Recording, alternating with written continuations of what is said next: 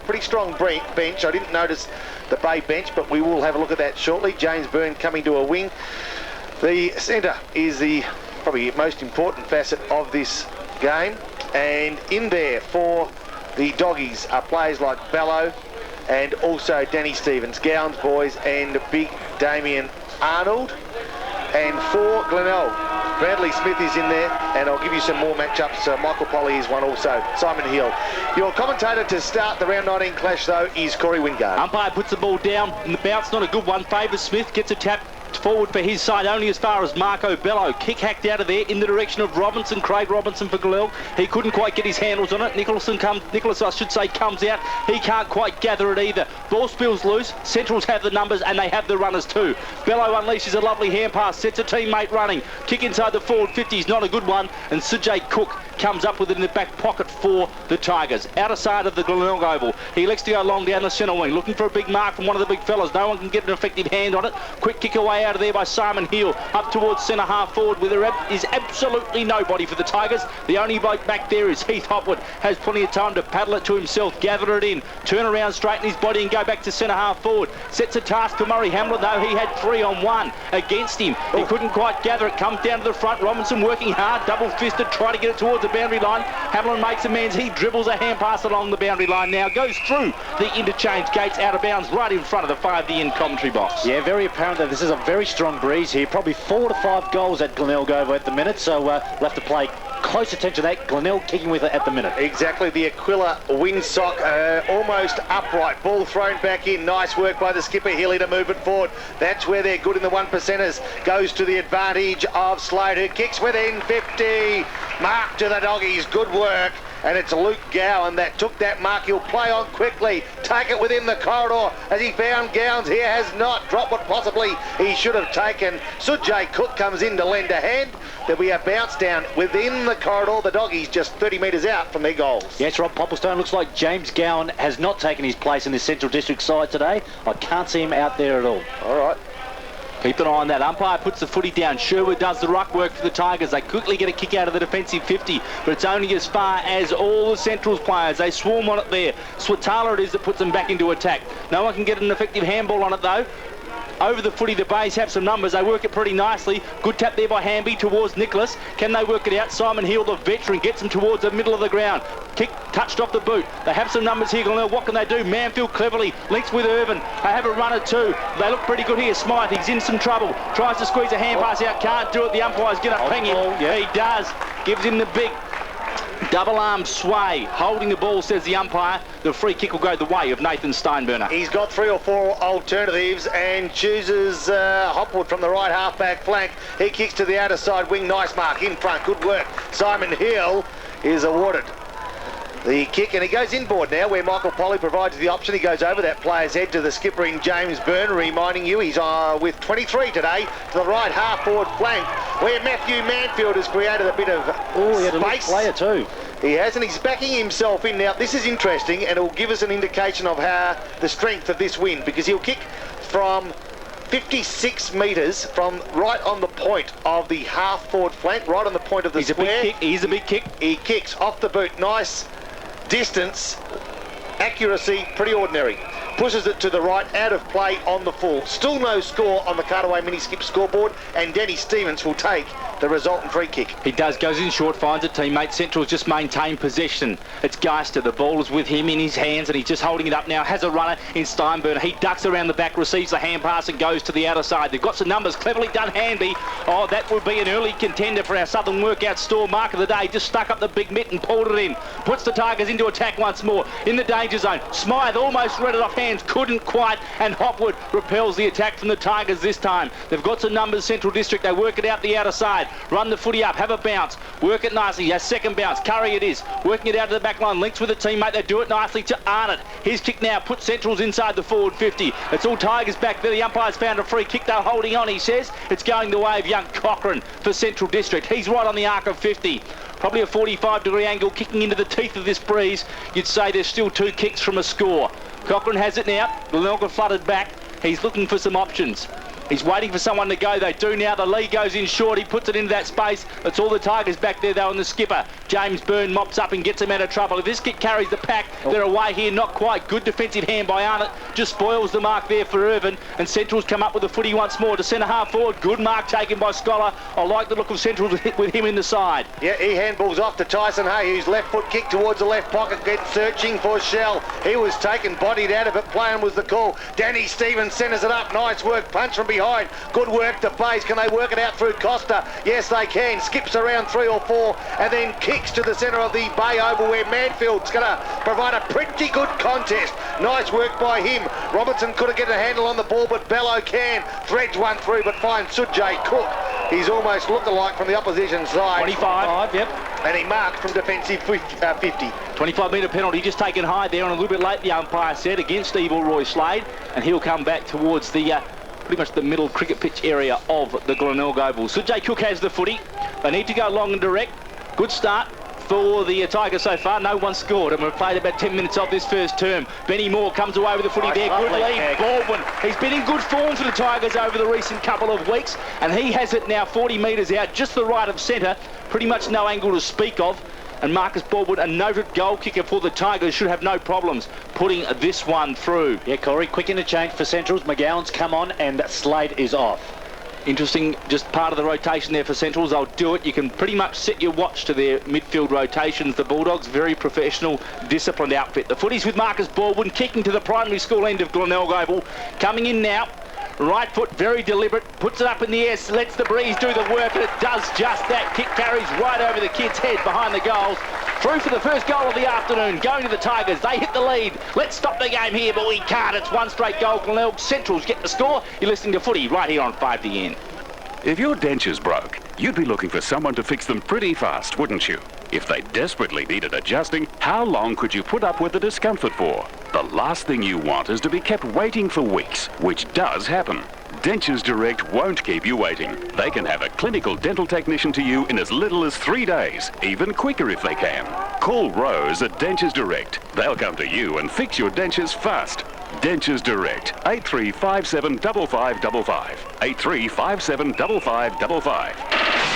On the cutaway mini skip scoreboard, it is the underdogs, the Bays, that have hit the front early and who are going forward just marginally. Grandstand side, the ball spills over the boundary line. The Bays on the cutaway mini skip scoreboard, one straight goal. Central District yet to score. We've played 7 minutes of 5DN footy thanks to the great guys at Northern Plumbing Supplies. Ball thrown back in, out the back, nice work. It's moved forward beautifully by Simon Arnott, kicks the ball to within 60 metres. Well, I'm not sure how he pulled that one out, Murray Hamlin, but he did, and it was a contender for the Southern Workout Store mark of the day. Plays on quickly, Bellows centres it up. It's all the Bays. They're putting themselves in the right position and getting just rewards as Sujay Cook finds Manfield centre wing. Yeah, good defensive mark by Paul Sherwood. It was there, linked with Cook, up to Manfield. I like him. He's presenting himself well for the Tigers today. Here's a chance. Sammy Loken. Oh, pretty good. He's got Baldwin on. He thinks about going to him. The kick was intended for Baldwin. Made a lovely lead out from full forward. The ball carried his head. The breeze is so strong it carried over his head. Lurking at the back, little Sammy Loken with the David Beckham style mohawk has it directly in front, pretty much from an identical spot where Baldwin kicked the last goal a few moments ago. He pokes at it. He reckons it's pretty good. He gives it a clap as he conned the goal umpire. No, he hasn't. It is just a minor score. Trying to give it a little clap. I'm happy with that, he said, George, but the goal umpire wouldn't have none of that. A minor score. Glenelg 117 on the cutaway mini skip scoreboard. Central District yet to score. Yeah, really should have made more of that young Sammy Loken. He was only 30 metres out, straight in front, with kicking with a breeze going straight behind his back, but missed it. And talk about rubbish. Let me tell you, I had lunch yesterday with Terry Edgar, who is the big manager from cutaway mini skips, and I'll tell you what, he talks a lot of trash. Yeah, leave me for dead, you reckon. They go outside 50 to the Bay, to the Central District side, the visitors at the Bay Oval this afternoon, and they've got a number of options. They go inboard to Arnott, who's still inside defensive 50. So they've used the ball on 2 occasions, and he's got himself in trouble. Arnott goes short, couldn't find a man, and under pressure now, Hopwood, is he dispossessed? He is. The Bays are keeping it simple, and can they find a winner though? Logan gets hands to it. He runs the wrong way 30 metres and finally finds a teammate. Lovely and kick. That's it, threaded it through. Good work in the end, because the player with the ball right now, you'll find, is the skipper, James Byrne, who's been in this sort of position many times, kicking for goal from 45 metres. Look, stranger things have happened, but with this strong breeze, you've got to keep it simple. You've got to kick long and you've got to have winners. And at this early stage, the Bays are doing just that. Central District haven't got that sort of game. Interesting to see how they might use the breeze in the second quarter. James Byrne kicks for goal. There it goes, straight through the big ones. Glenelg 2-1-13. Central District yet to score on the Cutaway Mini Skip scoreboard. You're listening to Footy On 5DN. Steve Bennett from James Pace Cameras. Fire one! And if you reckon that's a big Canon, get a load of these Canon deals from James Pace Cameras. A Canon EOS 3000N with bonus bag, film and photography book. Your price, $499. Excuse me a sec. Fire two! The Canon PowerShot A40. Digital power with bonus 32 meg memory card. Your price, $825. Gun cameras at gun prices. Take a shot at Canon from James Pace Cameras in the city. We've got the right camera for you, guaranteed. Round the grounds, thanks to the Jolly Miller for Geelong Beer, Australia's best. Port and Carlton at Optus Oval. Port 3-7-25 to Carlton, 4 points. Richmond and Fremantle. Richmond 5-3-33. To Fremantle 3-3-21, that's at the MCG. Norwood and North at Norwood. North with the wind, 1-1-7 to Norwood's 1 point. And at Adelaide Oval, South and West, 2 straight goals for South, trailing West, 3 straight goals, 18. Back at the Bay, the Tigers are doing the attacking again inside their forward 50 boundary throw-in. Players set themselves around the contest, try to take it out of the air with Big Smith, couldn't quite do so. Players jump on top of the footy. Manfield's in there as well. He was a player, I think, that tried to pluck it out of the air, couldn't quite do so, and the umpire's forced to come in and have a bounce. The Aquila windsock is horizontal, as you said, Rob Pupplestone, really is blowing to that southern end. George, I'll get your evaluation. I can see the goalpost actually wobbling. The breeze is so strong. I'll get you to tell us how many goals the breeze is worth. Ball thrown back in, snap out of that contest there was by Marcus Baldwin. It was high, wide, but not very handsome. Out of bounds on the full. Central District through Danny Stevens will bring the footy back in. I get the feeling, George, that Central District haven't paid Glenelg much respect in this first quarter. They're kicking with a real strong breeze. They're playing no one back in defence, and in fact there doesn't seem to be as much rain in this side than we've seen in previous weeks. Yeah, well, you're exactly right, but look, it is difficult conditions out there. That is a very strong breeze, and if Corey Wingard was still playing out there today, he'd need 3 cans of hairspray, let me tell you, because it is blowing a gale here. So Centrals, even though they haven't had a lot of the play, they've got the win next quarter. Exactly right. It'll be interesting. I think we'll get a fair indication of just how strong that breeze is by half-time rather than quarter-time. Is it worth 6 or 7 goals, seriously? I honestly do think it is. That it's actually picked up since we've been here today, and you can see that the windsock, the Aquila windsock, is blowing horizontal most of the time. The trees and goalposts are all blowing as well, so it is difficult conditions out there. Ball thrown in, another chance to the Tigers. Smythe gets it across, looking for a teammate. Hamby, what can he do? Can't quite grab it on the second attempt. Centrals have got some numbers back in defence now. Danny Stevens comes away with it, hooks his kick, and that goes perpendicular too, straight for the boundary line, and it goes out of bounds in front of the new stand here at the Glenelg Oval, about where the 50-metre arc meets the boundary, grandstand side. On that occasion, Central District had 14 players in defensive 50. They're flooded back. They know they're in trouble unless they do. Ball thrown in. Smith works hard at the front, gets a tap down. Chance for Polly. His hand pass finds Smythe. Snap on goal. Looks pretty good. Ball in the goal square. Can he get hands on it? No, he can't. Comes to ground level. Rusts through for a minus score. Another minus score for the Glenelg side. They're now 2-2-14. Central still yet to score on the Cartaway Mini Skip scoreboard. Yes, I like the look of young Ryan Smythe, a 22-year-old for Glenelg. He's a goer. He goes in, gets the ball, and so far he's had a couple of very telling touches. So we'll pay close attention to him today, Rob Popplestone. Yes, Tyson Hay has the ball and plays on from full back, draws the player, handballs off, and now here they go. The doggies from defensive 50 go towards the outer side of the ground where Big Scholar's taken a big Mac, handballs off quickly, and the kick from Gowans goes towards half-forward flank. When was the last time the doggies didn't score in a quarter? That's the question I'll throw out to you, and we'll hopefully have the answer by quarter time. Here they go. The Bays bounce back though with that strong breeze. Steinberner finds himself under pressure but goes for touch. Just in the intersection of boundary and 50, there'll be a boundary throw in. Glenelg 2-2-14 on the Cutaway Mini Skip scoreboard. The doggies yet to score. George, we mentioned before the game it's about attitude down here at Glenelg. Their attitude's been pretty good. They have been pretty hard at it so far in this first 15 minutes of the first quarter. Certainly have, and hopefully that keeps it up for the rest of the afternoon.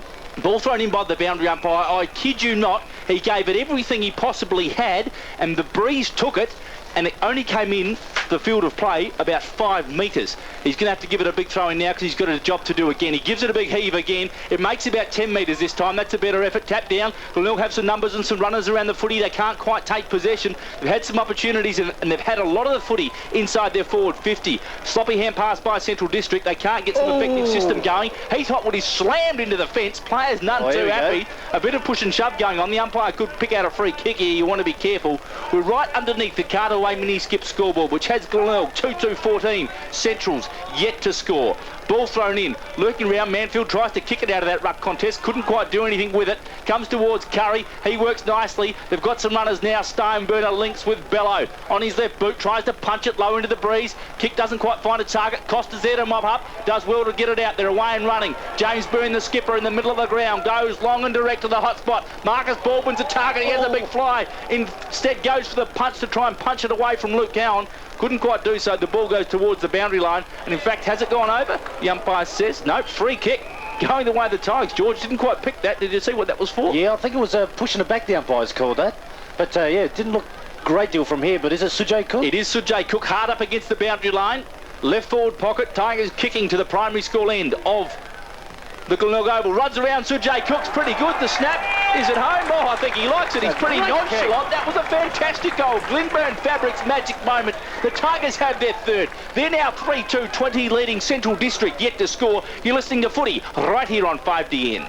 Ritasa Furnishers, designers and manufacturers of lounge furniture in South Australia since 1965. Leather and fabric lounge suites, upholstered dining chairs, sofa beds, recliner chairs and corner settings, made to measure for the domestic and commercial market. You can purchase Ritasa Furniture with confidence. With 34 years of experience, they do things right. Ask for Ritasa Furniture at your nearest retailer or visit the showroom at 140 William Street, Beverley. Ritasa Furnishers, the wisdom of age, the mark of quality. Glenelg 3-2-20. Corey Wingard as excited as a newborn baby at the moment. The Bays have got the dual premiers on the ropes and they're coming in with uppercuts, with right-hand crosses. But one gets the feeling the doggies are playing rope-a-dope. If you're a Glenelg supporter and you haven't been to a game this year, I tell you what, if you're in the vicinity, get on down because they're having a red-hot crack, no doubt about that. 17 minutes into the first quarter, it is Glenelg 3-2. Central yet to score. It's been a long, long time since the doggies haven't scored in the quarter. Steinburner defensive 50. Doesn't want it to be today. Moves the ball towards a half-back line. Under pressure, the Bays, they go for tucks. They're playing the percentages and they're playing them well in front of a 2,000-plus strong crowd at the Bay Oval, George Fiacci. It is, and I've been watching Glenelg very closely so far, and they're playing a lot of loose plays, a kick behind the play. So far, working very, very well. Mules working hard there for the Tigers. They get the ball out from that ruck contest as well. Sujay Cook's involved once more. Burns as well. Lays it off to a runner. Sherwood. Paul Sherwood from 50. Left boot looks pretty good. Oh, another one for the Tigers. They've got their fourth for the quarter. 4-2-26. They lead Central District, yet to score on the Carterway mini skip scoreboard. Great start for the Bays. You're listening to footy right here on 5DN. Great work by Glenelg. Part of the Mannix difference is buying power. Sometimes it's good being a big company. Being big gives you strength. At Mannix, one of our strengths is our ability to buy and store in bulk more quality products from major manufacturers, so they can be installed when you need them. We negotiate a better price, an advantage that goes directly to you. We save, you save too. Buying power, it's part of the Mannix difference, and it costs no more. Mannix Air Conditioning. And around the grounds, thanks to the Jolly Miller for Geelong Beer, Australia's best. It's a quarter time at Optus Oval between Port Adelaide and Carlton. And Port 3-9-27, leading Carlton 4 points. Fremantle and Richmond 40 points, leading Fremantle 25 at the MCG. And at South and West at Adelaide Oval, it's West 6-1-37 to South 3-1-19. Back here Take a $20 note into Corfu Jeans and you'll get it. Back here at the Bay Oval, Marcus Baldwin has just put his second through for the quarter. Good work to the Bays after an indiscretion behind play by Gowans, who has just been hooked off the field. The Bays, can you believe it, 5-2-32 on the Carterway mini skips scoreboard. Central duck egg, duck egg, duck egg. George, talk us through James Gowns there, Chris Gowns, just getting a bit excited there, taking it to Sherwood. Players remonstrated. What happened? Yes, and the umpire just behind the play, the third umpire, just called a free kick in the middle of the ground. Glenelg took it straight out of the centre. Baldwin took a great mark, put it straight through the middle, and we see Chris Gowns off the field. Undisciplined act. Alastair Clarkson will not have any of that. Ball back in the middle. Umpire bounces it down. Players on top of the footy. The umpire races in like you wouldn't believe. Just gets the legs pumping just to make sure no one gets too physical in there, and he comes in to have another bounce. Still in the centre circle of the Glenelg Oval on the cricket pitch area. Umpire to restart play. Puts it down. Big Red Smith to do the ruck work, can't quite get a handle on it. The umpire bounced the ball, it sailed, I kid you not, 10 metres in the breeze while it was in the air. Danny Stevens gathers it there, his hand pass looking for Rick McGowan was loose, heel swooped on it, the Tigers go inside 50 once more, the kick is astray towards the boundary line. Will they keep it in? They do cleverly there by Geister. He runs it along the boundary line, he's got some players to link with. Steinburner taken high on 2 occasions for mine. The umpire says no, play on, it's going to be tough to earn a free kick today. They work it out towards Paul Thomas, but he carries the ball over the boundary line. We'll have a throw in just around from the 5 end commentary box. George thought Steinburner taken high twice there. Oh, yes. Let go. Yeah, the umpire let it go as long as they're consistent, but I've never seen so many Glenelg supporters smiling this early in the game. No, for sure. Here we go again. They might smile again, Sherwood. Into an open goal. You need to make them pay, my friend. You're running into an open goal from 25 metres out, the slightest of angle. No pressure. You push it to the right, and you give yourself another point. That's not what you wanted. 5-3, 33 on the Cutaway Mini Skip scoreboard. The home side, that's Glenelg Central yet to score. Rob Popplestone, just quickly, how many goals do Glenelg need to kick? What is this breeze really worth? 7 or 8 at least for mine. Well, we said 5 or 6, but the Bays have got 5 already, and all of a sudden we're starting to up the ante. Maybe we're not giving good credit for good work. And they bring one in, do the doggies, and they've given away a free kick out of play in the full. The Bays could get another one before quarter time. We've played 20 minutes, and Michael Hanby, the Crows listed player, will have a shot for goal because the wind favouring the southern end.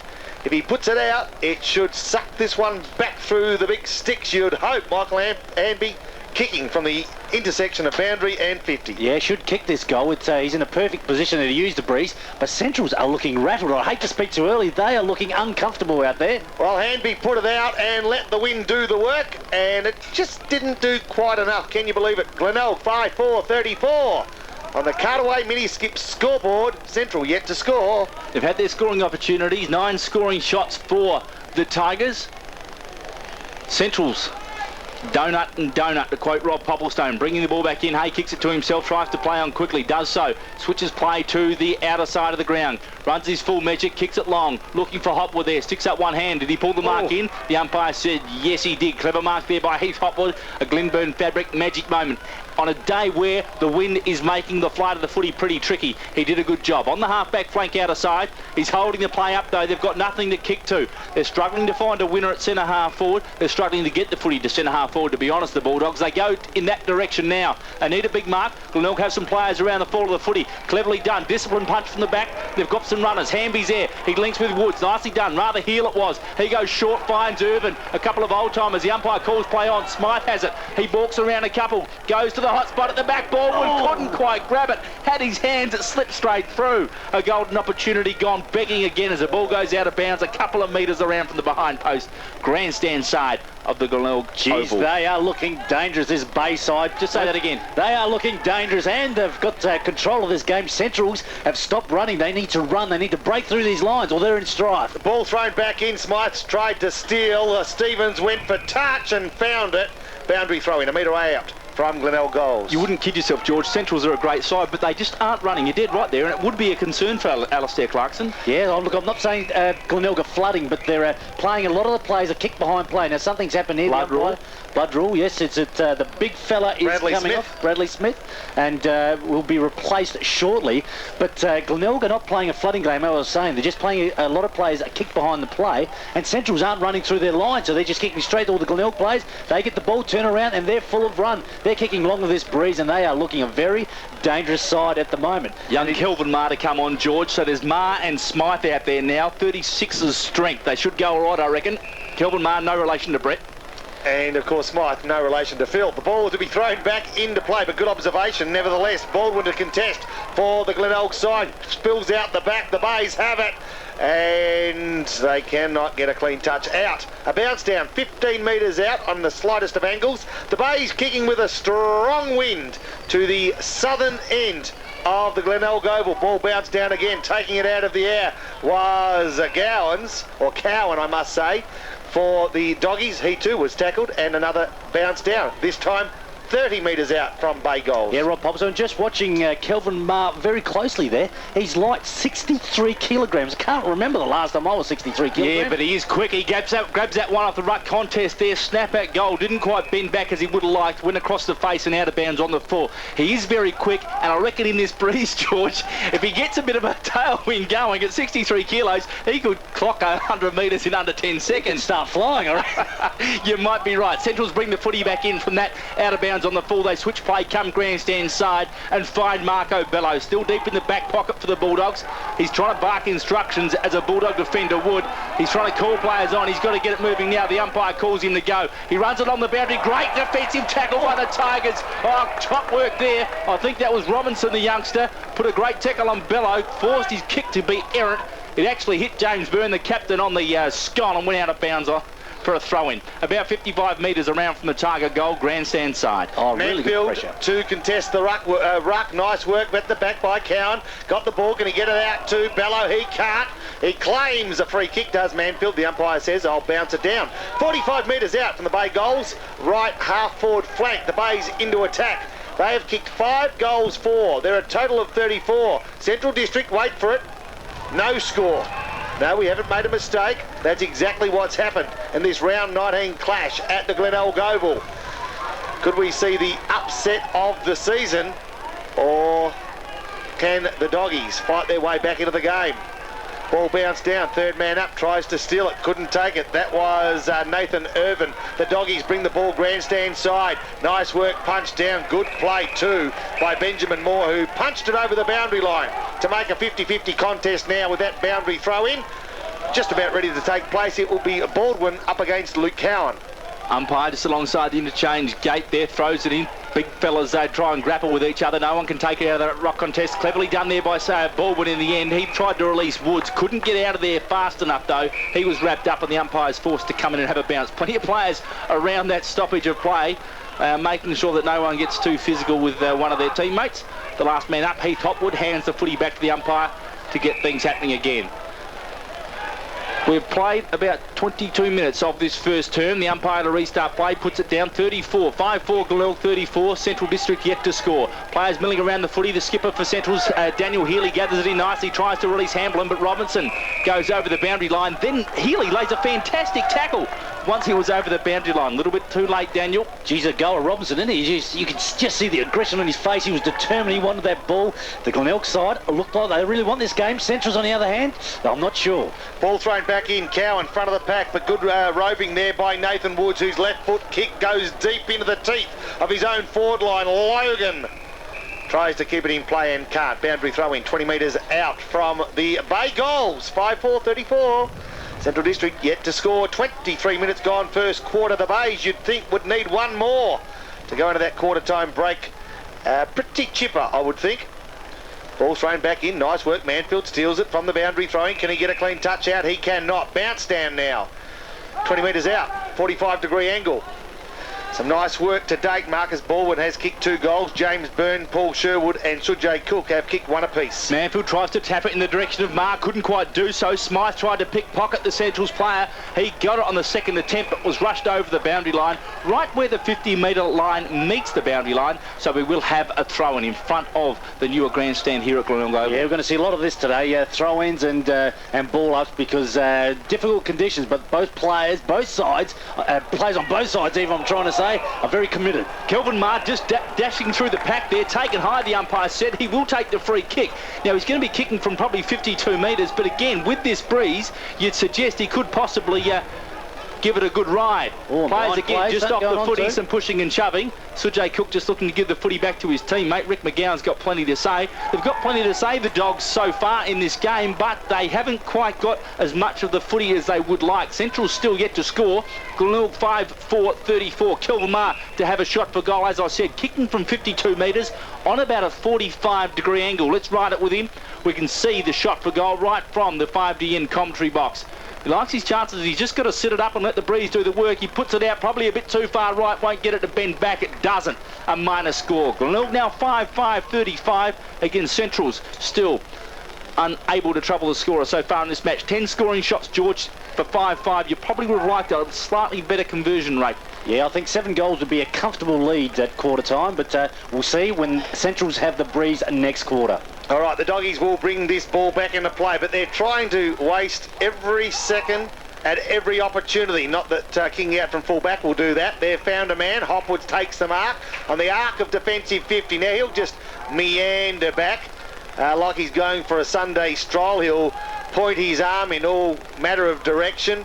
He'll think about taking a kick. He'll take a few steps and then walk back. Yep, he's done that. The only thing he hasn't done is pull up his socks. No, he's just having a look around. He's got a runner to his right now. Now he'll kick towards the boundary line. So that all wasted about 35 seconds, and that's what they're about. Not too many times this year the Doggies haven't had confidence to beat a side or to attack, even when they've got the odds stacked against them. A bounce down, out of side, centre wing. The Doggies are trailing by 35 points because that is what the home side is. Glenelg 5-5 and the Doggies yet to score, and here they go again. The Bays, they move forward towards the half-forward flank. Smythe takes the ball, tries to bust the tackle. He can't take the tackle and the ball, but he butters up with a good second knock at the ball. In there too. And I reckon that the Bays, if they hit the ball hard and keep their mind on the job, they're half a silly chance. But if they get sucked into the experienced play from some of these Doggies, they may lose the plot. That's what they want. Smythe has the ball, Corey, and he's going to send this one down to the teeth of goal, where Logan looms. But look at this. Kimmy Costa's run into the forward 50. He's there to provide a contest. Wood's there as well. Logan overruns the footy for his opportunity. Geister mops up, though, for the Central District side. Comes out the back door. Burns there. He links nicely now. Gets it across to a teammate. That was Mules. He puts it inside the forward 50. Big hands go up. Mark taken by Hamby right on the quarter-time siren. Right on the quarter-time siren. Hamby's taken a great mark, only about 10 to 15 metres out from goal. Bit of a tight angle, though. He's on about a 55-degree angle. This breeze, as we said, is pretty tricky. He'll have to kick slightly towards the left post, you'd feel, just to make sure the breeze blows it back in. Simon Hill coming off the ground, going straight down the race. Fingers crossed, let's hope he's just going to the Barasco to relieve himself. But the ball's with Hanby. Coming in now. 15 metres out, must kick just to the left post, let the breeze come back. He puts it out there. I think he squeezed it through. He has, he likes it. Glenelg have their 6th for the term. The Bays 6-5-41. Lead Central District yet to score. Quarter time here at the Glenelg Oval. We've got a great game of 5D footy on our hands thanks to the guys at Northern Plumbing Supplies. We'll take a quick break. Be back with better players and goal scorers after this. It effectively calls into question the decision making by the Refugee Review Tribunal. The system has to work. Afternoon in games in all SANFL football, in actual fact, and AFL football. Quarter time score, Glenelg 6-5-41. Central yet to score. Second quarter about to start. Umpire puts the ball into the turf. Bounce favours Brad Smith of the Tigers. He kicks the ball quickly out to centre wing, out of side. Robinson grabs a footy and bursts away. Oh, they've come out firing again in this second term. Glenelg, he's kicked towards the boundary line though, and it beats all the players and rolls out of bounds. Forward pocket out of side for the Tigers. George just noting there, Central District in their last 3 games have only kicked 11 goals. In their first 3 games, they kicked 24, 23 and 25. So they definitely have dropped off in past weeks. Boundary umpire throws the footy in. Comes at the back door. Woods taken high. The umpire says no. He was wrapped up. Centre half forward for the Tigers. The umpire comes in for a bounce. Yeah, it looks like Glenelg are just going to be happy to sit on this lead at the moment because they've got no players. Or sorry, there's 2 players inside their forward 50 and the ball is just outside their forward 50. So they're looking to run this ball into their forward line. No doubt about that. Quick kick out of that ruck contest there by Nathan Irvin. Coming through for Centrals was Harada. He tried to barge the footy forward. Irvin kept going pretty hard though. Players dive on top of it now and the umpire comes in and will restart play with a bounce. Yeah, the umpires are definitely going to earn their money today. There'll be bounce downs galore here because Glenelg will bottle this game up and try not to let Centrals get their free-flowing game functioning here at the Glenelg Oval. Yeah, they've got 2 defenders deep, extra, and 1 midway. So 3 players defensively in this quarter as Central aim to at least make their mark on the scoreboard after close enough to 30 minutes of football. Whereas the Bays, let's see if they can't score, something that Central couldn't do in that first quarter against this strong breeze. Ball bounce down, Scholar goes with a handball towards Bello. Bello draws a player, then goes over the top. This looks ominous for the Central District side. Healy kicks to within 40. Ball can't be taken by Smith. Nice work by Costa. One of the extra defenders gives to Manfield. One of the other extra defenders, and they work it out with a bit of method too, to find Michael Polly on the outer side of Glenelg Oval, just forward of the right half-back flank. Yep, Polly just holds onto the footy now, waiting for some players to go for him. This is where it's pretty tough, kicking into this breeze. Players hold on to it. I think he's doing what Poppy said Centrals might have been trying to do late in that first term. He just holds onto the footy, milks as much time as he can, goes towards centre half forward, tries to find a contest. Hamby provides that in the air, releases a runner now. Woodson is bursting through 50. He's kicked though into this breeze. It's away. It's very, very errant to the right and out of bounds on the full. Centrals take the resulting free kick. They get play on quickly, switch it to the grandstand side, and they've got some runners. Here they come up towards the centre wing area, putting in the big ones there to take a good mark. Was Arnott, takes it and goes quickly on his right boot towards centre half forward. Cochrane, oh poor fella, looking straight into the sun, had his hands out in front of him like a blind man. He really couldn't see anything. Brad Smith could for the Tigers, and he came in and took a good defensive mark on the half-back flank, slightly towards the grandstand side. Corey, this is where Glenelg got to use all their extra players in defence. They've got to run the ball up. They just can't hang on to it and hope to kick long because they'll just fall straight into Central District's hand. They come grandstand side now. Ball wouldn't the flyer. Scholar was the man in front, and that's where you got to play when the ball's coming against a strong breeze. Brilliant handball towards Arnott from the grandstand wing. Kicks to a 50-50 contest. I thought the doggy player held without the ball. Play on is the call in Portley. They'll kick for touch. The Bays, and they find it by a B's back leg. And it will be a boundary throw in 35 metres out from the Central District goals grandstand side. B's back leg. Well, you can't say anything else. We are on radio, George. You've got to remember that. Ball to be thrown in. Forward pocket for the Bulldogs. They need to set something up here. Scholar doing the ruck work. Manfield tries to come over the back. Just has an air swing. Rick McGowan cleverly done at ground level. Slade also gives it back towards Bello. The pressure's intense from the Tigers, though. Good tackle on him by Polly. He manages to get it to Curry, though. Curry kicks it up and under. Who's sitting under it? Who can mark it? Almost Healy. Not quite. Going in hard. Sujay Cook. Great desperation by the Tigers. Oh, and the crowd applauds that too. It was some good footy there by Glenelg. The ball's bottled up. 40 metres directly out from a Central's goal. Central's, their hand skills are so good and they are so quick, but the pressure is there from Glenelg. A good challenge for the Bulldogs this afternoon. Ball bounced down. Scholar gets a tap, but it's to the advantage of the Bays, and they work it out. Nice work too by Glenelg's Nathan Irvin. He handballs off, and they've got some runners. Can they find some space? At the moment they can. In fact, the Bay player ran over the boundary line, almost like he was afraid to get onto the playing field. But it was smart play in the end because he wasted time. He didn't burn the ball, and it's now back to a 50-50 contest. Ball thrown in. The Central District side on their left half forward flank, and it's tapped forward. Healy goes searching for McGowan. Despite the tackle from Hill, he goes towards the top of the square, and Danny Stevens rows the back of the pack brilliantly. Nice work. In fact, it was by Murray Hamblin for the Doggies to take the first goal of the afternoon for the Central District side. 6 minutes gone of this second quarter. The Bays 6-5-41. Central one straight goal. You're listening to Footy on 5GN. Numbat. No, it's not a swear word. It's actually one of Australia's rarest marsupials. And the only place in South Australia where you can see a numbat is Yucumara Earth Sanctuary, just about half an hour from the Barossa Valley. Yucumara protect the habitat of our native animals by keeping exotic predators out, so precious creatures like the numbat can live in peace and quiet. Why not stay a night at Yucumara Earth Sanctuary and see the wildlife in their natural habitat? Bookings are essential for all visits, so call Yucumara on 8562 5011. Quickly round the grounds, thanks to the Jolly Miller for Geelong Beer, Australia's best, and Carlton just scored their first goal, so it's 3-9-27 to Port. Carlton 1-6-12. Richmond and Fremantle half-time scores 7-6-48 to Fremantle's 3-8-26. At Norwood have come back. It's North 3-4-22 to Norwood's 2-3-15, and at Adelaide Oval, West 8-6-54 to South 4-1-25. 7-minute mark of the second term here at the Bay. Centrals have their first of the afternoon. Glenelg 6-5, 41 lead Centrals 1 straight. Ball at half back for the Tigers. Hill working hard, trying to get the footy out. Players pile on top of him. I reckon 8 players are sitting on top of Simon Hill, and he's the one picked up, and he hands the footy back to the umpire, who comes in to say, "I'll have a bounce, fellas." Centre half forward for the Dogs. The umpire about to bounce the ball into the turf. Does just that. Scholar up against Smith. Smith gets a tap down. Cleverly done to James Byrne. He has a runner in Benny Moore. Kicks towards the boundary line. Doesn't really try and disguise it too much. Just punts the pass towards the safety line. A couple of bounces and it dribbles over, just around from the 5 to end commentary box. Yes, Corey, there's some great pressure by Glenelg. They've really unsettled Central Districts. And talk about unsettling, Chris Gowans has not emerged from the bunker after the quarter-time break, so he's really getting disciplined by coach Alistair Clarkson. Ball thrown back into play. Scholar does the ruck work. It falls in the arms this time of Danny Stevens, whose quick kick forward gathers 40 metres for the visitors and goes out of play just 50 metres out from the Central District goals. They're kicking to the southern end.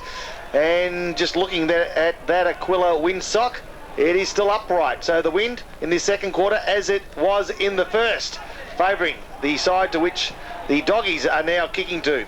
Ball thrown back into play. Slade tries to make something out of nothing and falls short by a margin. James Byrne walks the ball over the boundary line, and there'll be a boundary throw in now 40 metres out from Doggies' goals. The Doggies trailing by 35 points. They are 1 straight goal, and Glenelg, Corey, are 6-5, 41. Yeah, the Tigers bench just having a bit of a jog around the edge of the Glenelg Oval too, just looking for some interchanges shortly perhaps. Ball thrown in, comes towards Bello. He couldn't do anything with it, tackled immediately. Players go back in, quick toe poke comes towards Byrne. He goes back to Simon Hill on his left foot, sets a task for young Nathan Woods.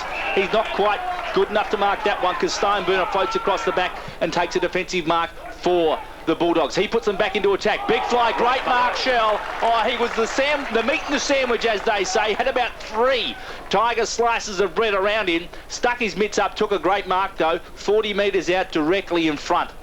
We've mentioned it before about Daniel Shell. Really does excel when he's playing for Central District.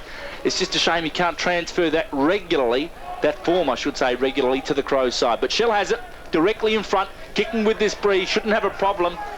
The breeze will do the work if he just puts it up in the air. He does. He puts it a bit too far left though, I think. He has. A little bit tricky. Through for a minor score. Centrals move on to 117. Glenelg still 6-5, 41 on the Cartaway mini skip scoreboard. Playing on now for the Bays is Benjamin Moore, who gathers 10 metres and then kicks to the advantage of a teammate. Can he find touch at the very worst? He can. And there'll be a boundary throw in. Now 65 metres out from the Central District goals.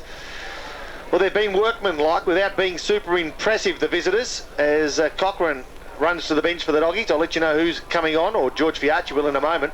Ball thrown back into play. I can see Kynan forward now as a big tall option up forward, but there'll be a bounce down right on the arc of 50. Yes, that man Chris Gowans has come back on, so he's done his penance and he's back onto this oval here at Glenelg, so see if he can have an influence, because Centrals at the minute need him very desperately. Glenelg 6-5, 41, Central 1-1-7. The Bays fighting hard to make sure at half time they've used the advantage correctly in that first quarter, with this strong breeze favouring the southern end of the Bay Oval. Yes, Robbie, some of the better players in that first term for Glenelg: Smythe, Baldwin, Robinson and Moore. And for Centrals, well, they're hard to find, but Steinburner, Hamlin and Bello. Sorry, George, to jump in. James Gowans it is that came from the dugout, so we have got them mixed up this afternoon, but it's easy to do. Centrals go forward once more, and James Byrne this time takes a good defensive mark, the skipper for the Tigers. Comes grandstand side, should find Ben Moore, and does. Close attention there from Adam Swatala. Gets up quickly, plays on, looks for that boundary line again. Simon Arnott's there. He can't quite gather the footy in time, and he sees it over the boundary line for another throw-in. We're about 75, maybe 80 metres out from the Bulldog goal. They're kicking to the primary school end here at Glenelg Oval with the aid of what we think is a 6-7 goal breeze. Ball thrown back in. Smith at the back, tries to get the tap down, can't quite do so, tries to retrieve his own footy, comes towards Swatala. He pops a hand pass over the top looking for James Gowans, who looked like he's a bit of an angry man, George. He's not happy having sat out some time on the bench there, but the ball goes out of bounds once more. I'd be angry too if someone kept calling him Chris all day. He probably has been sitting in the dugout listening to 5DN, no doubt about it. Ball thrown back in, back of the pack. Healy, can he get a favourable bounce? He cannot. Good work, Robertson. Hold it in, son. He does. Inside forward 50 for the Doggies, but again, a stalemate. It's been a staggered old game. It's been a frustrating afternoon to date for the Doggies. They came here probably with high hopes of a big win after an unimpressive month. It wasn't to be. Ball bounced down, nice work, tapped towards Bello, who steals it actually for the Central District side. But again, 50-50 contest. Glenelg fighting harder than the doggies were in that first quarter, and probably paying the respect that they should to their opposition that Central weren't prepared to do to Glenelg in that first quarter. Yeah, realistically, Robbie, it's obvious that Glenelg, to win this game, have to play this sort of game they're playing, just bowling it up, pushing the ball to the boundary side and getting lots of ball ups, because that's the only way they'll beat a free-flowing, running Central side. That's exactly what Bradley Smith did there at that bounce down. He just punched it probably 15 to 20 metres straight out of bounds. Still can't quite work out why that isn't deliberate, but the AFL can perhaps have a look at that one in the off-season. Ball to be thrown in. We're about 70 metres around from Central District goal, still playing the grandstand side of the Glenelg Oval. Smith to do the ruck work against Scholar. Smith holding on. The umpire doesn't see that. Comes out the back door, working pretty hard at ground level. The Tigers have some numbers. Central's trying to flick the ball around a bit too fancy that time. Throw. Scholar was pinged for a throw. Free kick will go Glenelg's way. Is it going to CJ Cook? It is. He has it. Half-back flank. Looks to go short. Chips one over the top. Finds a teammate. Cleverly done. That's Polly. Up against the boundary line. They are just holding it up. They want to start doing some attacking, you'd think, because they are playing the better footy. You don't want to be too negative in this sort of situation. Polly has it. Half-back flank. He's just barking instruction, calling players to go. He elects to go now. He's going to go long towards centre wing. Needs a big fly. Hamby's at the front. Can he get his hands on it? Does so. Couldn't quite hold it. He'll try to punch it forward as well. James Gowan's coming through. He releases Rick McGowan across to Swatala. This looks sweet. The kick's not good from Swatala though. In fact, it's absolutely horrible, and it goes out of bounds on the full. Giving the Tigers another chance, just wasting a couple of opportunities at the moment. The Bulldog side. And Nicholas, Big Simon Nicholas has the footy. He's going to bring the ball back in. Come in there, will I get on TV? Yeah, you can do that if you like. Some gentleman's just stuck his head in. You've got a good head for radio. Get in here. Some gentleman's just stuck his head in the commentary box, wants to get on TV. Hasn't quite worked out. This is radio. There is no camera. Ball brought in by the Tigers. They come grandstand side. Sujay Cook working hard at ground level. A couple of players tackle him as he goes crashing to the turf, and we will have another bounce down. You sure there's no camera in here? I tell you what, Sujay Cook has hit the contests hard. When there's 3 or 4 bodies around the ball, he comes in late, takes a body, seems to have responded to some intimidation in that first quarter. Ball bounced down. Healy, the skipper, trying desperately to get Glenelg further ahead on that scoreboard. They're trailing at the moment quite, well, concerningly, really.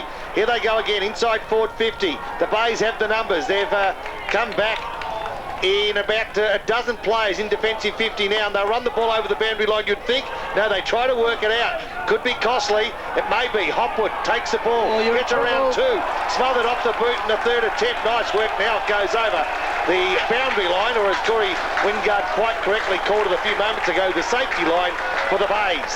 Right half forward flank, Central into attack, but they trail by some 34 points. Impressive play by Glenelg then. They're just very hard at the ball, very desperate. They are unsettling Central's, no doubt about it. Stevens across to Healy for the Bulldogs. He puts it into the danger zone. Central's need a mark here. Glenelg have players at the front. Costa's there front and square to rove that one. It was dumped into the turf unceremoniously, almost world wrestling style. WEW they call it, I think, these days. He was slammed. No free kick coming. In fact, the umpire says the ball was bottled up. We'll have a bounce. We're only about 20 metres out, directly in front of Central's goal.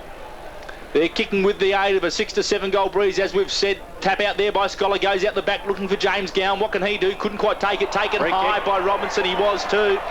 And he has got the free kick, as George Fiarchi rightly called.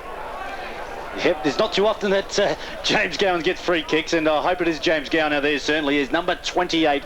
He'll put this through. Central Districts need him to lift. He's the big cog of the engine of Central in their running side, and they're just not clicking at the moment. They're just getting frustrated by Glenelg, and this goal just put them a little bit closer, but they need to get their running game going. They need to break away from these backs, and we'll see how he goes, Corey Wingard. I've given him the kiss of death. See if he misses. You have George Matthew Lloyd style. He tosses the grass into the air, right boot, pokes it at the goals. Has he squeezed it? No, he has. He's pushed it away to the left through for another minor score. Central's really blowing their opportunities with the aid of this 6 to 7 goal breeze. They're now 1-2-8, trailing Glenelg 6-5-41 on the Carterway mini skip scoreboard. Ben Moore to bring the ball back in for the Tigers.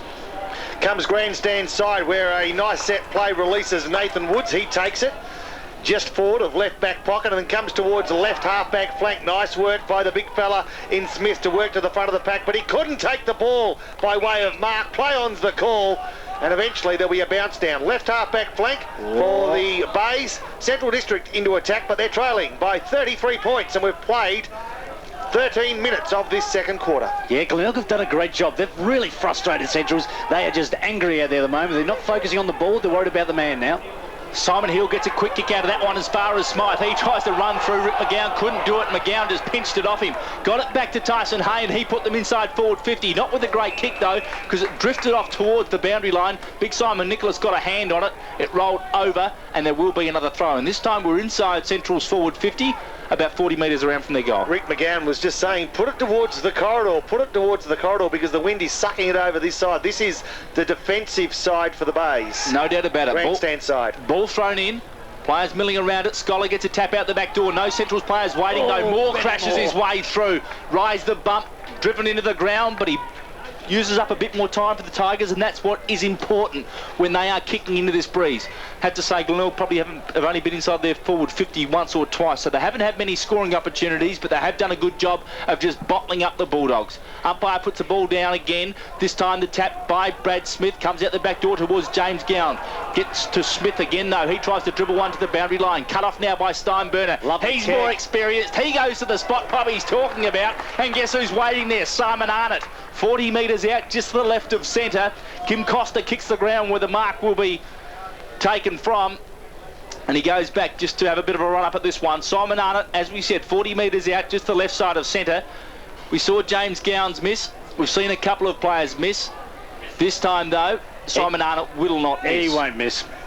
Thanks for that, George. That probably has just put the mozzers on him. He hasn't missed, though. Simon Arnott's put it through. Centrals now have their second. They're 2-2-14, trailing Glenelg 6-5-41 on the Cartaway mini-skip scoreboard. This is 5 footy. There could be dozens of reasons why you won't, can't, don't want to go out to see someone about your dentures. Dentures Direct will come to you fast and turn your repairs around quickly too. Dentures Direct can even have a new full or partial denture to you in just 1 week, less if need be.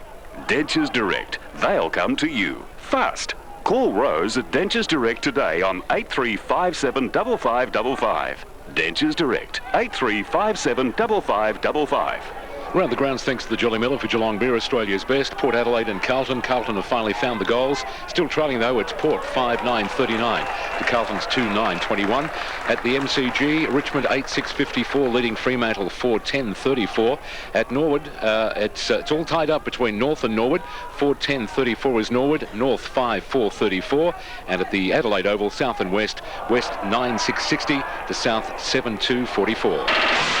Here at the Bay Oval, Glenelg go forward. Can they get an unlikely goal? Kicking against a strong breeze. Logan 1-on-2, but he fights hard, but he can't beat Hopwood, who now has the ball. His left foot kick is pretty ordinary, but it will favour his skipper, Healy, who gets an unfavourable bounce at a crucial time, but picks it up, gives ground, gives it back to Hopwood, who in turn dances around Woods, and then goes back to Healy on the left half-back flank. The Doggies 2-2-14, Glenelg 6-5-41, and we've played just on 19 minutes of this second quarter. Worrying sign there, George. Healy just holding onto the footy for a long time. When they're going with the breeze, you think you want to get it on long and get it on strong. In the end, he does, and Hamlin comes out, takes a good mark. Swatala runs through the middle, receives a good pass, puts it out looking for Shellen, finds him on the chest. Good system, good footy, what we know Centrals can do, and they just have looked like they've lacked a bit of confidence in this game so far, but when they do start stringing it together, watch out, because they can put goals on and put them on in a hurry. Shell has it, and we'll ride this one with him too. He's on about a 65-degree angle, about 35 metres out. We can watch him from the 5 commentary box, kick at goal. He's got to go, as we said, slightly towards that left post. The breeze will bring it back. He goes a bit too far right from mine. The breeze took it away. Another minor score for Daniel Shell. Costly for the Bulldogs. 2-3-15. Glenelg 6-5-41. That score on the Cartaway mini-skip scoreboard. We've played about 20 minutes of this second quarter. Yes, Corey Wingard, you've called it. As soon as Centrals get their running game going, they just need to lift their work rate slightly, and we saw just how open you can play on this Glenelg Oval when you get over those packs. So in that instance, Shell should have put the goal through, but missed with this strong breeze. But Centrals still need to work a lot harder. Nathan Woods goes short. That's dangerous against a strong breeze. Arnott cuts it off and kicks for goal. Well, it just goes across the point line. Another behind. 2 goals, 4. Total of 16 for the visitors. Central District. Glenelg 6-5-41. Woods had that ball. He's been working the ground nicely. He went forward for the Bays a few moments ago, and that time from the left back pocket did well. Bring the ball back into play. Manfield takes the mark. Thought about moving it on quickly and remembered that he turns around and he's got a fair sucker of a breeze right in his face, and now he burns the clock. Importantly, he'll run it grandstand boundary line, and he hopes that over the back the big fella... Oh! Play on was the call. It was a big fly by Bradley Smith. No question it would have been a contender and probably a winner for the Southern Workout Store Mark of the Day, but it wasn't to be, courtesy of a pretty tough umpiring decision by Shane Prisabella. Boundary line, just 10 metres in from the boundary line. The bounce down to take place. Thump forwards. Hopwood will be first player there. Turns, gets around 1. Can he get around 2? He can. A nice little bouncing handball. And here they go. Arnott on the end of it to Hamlin, to Steinburner. The kick out the back to forward. Gets hands. Nice work. Good body work. Good grab. Good play. Central District. They're frustrated, but they're still coming. Glenelg 6-5-41. Central 2-4-16. Yeah, it was great work there by Central. Some very clever hands in close, and when the ball ends up with Steinburner, he always attacks that danger area just 40 metres out, straight in front of goal when you've got a breeze behind you, Corey Wingard. Will he kick this, George? Certainly will. Thank you very much. He's a good chance to miss now. The kiss of death has spoken. Carnan Ford with the footy, just the left side of centre, only 45 metres out. Pokes it up at the breeze. He hasn't missed. George has got one right for a change. Carnan Ford puts their third on the scoreboard. That's the Bulldogs' third. They're now 3-4-22, trailing Glenelg 6-5-41 on the Cartaway mini skip scoreboard. You're listening to footy right here on 5DN. You know, when it comes to a funeral, you've only got one chance to get it right. That's why Harrison's give you choice. From a quiet family service to a magnificent life celebration. From the sanctity of your own church to Harrison's own chapels at Queenstown and Heritage Park Ridgehaven on Golden Grove Road. And choice of price. Harrison's give you choice so you can get it right. Harrison's at Queenstown and Heritage Park. Remember forever. Back here at the Bay Oval, Glenelg are going forward again. Here we go. Smythe dances around 1-2 in kick for hope, finds Baldwin. His kick for goal goes across the face. It could have been the first score to the northern end for this afternoon, but it wasn't to be. A boundary throw-in just metres out. Did you see that move? Goodness me, it's like bowling first day green deck, humidity 90% at the Gabba. That move from dead set outside off to outside leg, that moved a mile in the air, that footy. Certainly did, and Sam Logan spent a long time on the ground there. It looked like he was seriously hurt, but he's up now, getting around, and doesn't look too bad, but actually he is coming off at the moment as we speak. Blood draw, I think. Yeah. Is it cut above the eye? Oh, it is too. So he's obviously caught one in the pack there at just before the ball went forward, and it looks quite nasty from up here. I don't think Sammy will mind that at all. He'll actually be pretty happy to have the scar, one would suggest. Very reluctant to wash the blood off, but he's going to have to if he wants to get back on. It looks good. Goes with the mohawk, no doubt about that at all. Yeah, well, I think anything on his head would be an improvement. Probably no oil painting, Sam Locum, but they'll patch him up and get him back out there quick smart. He's important to that forward line, no doubt about it. Coming on for his first run of the afternoon is Craig Stretham.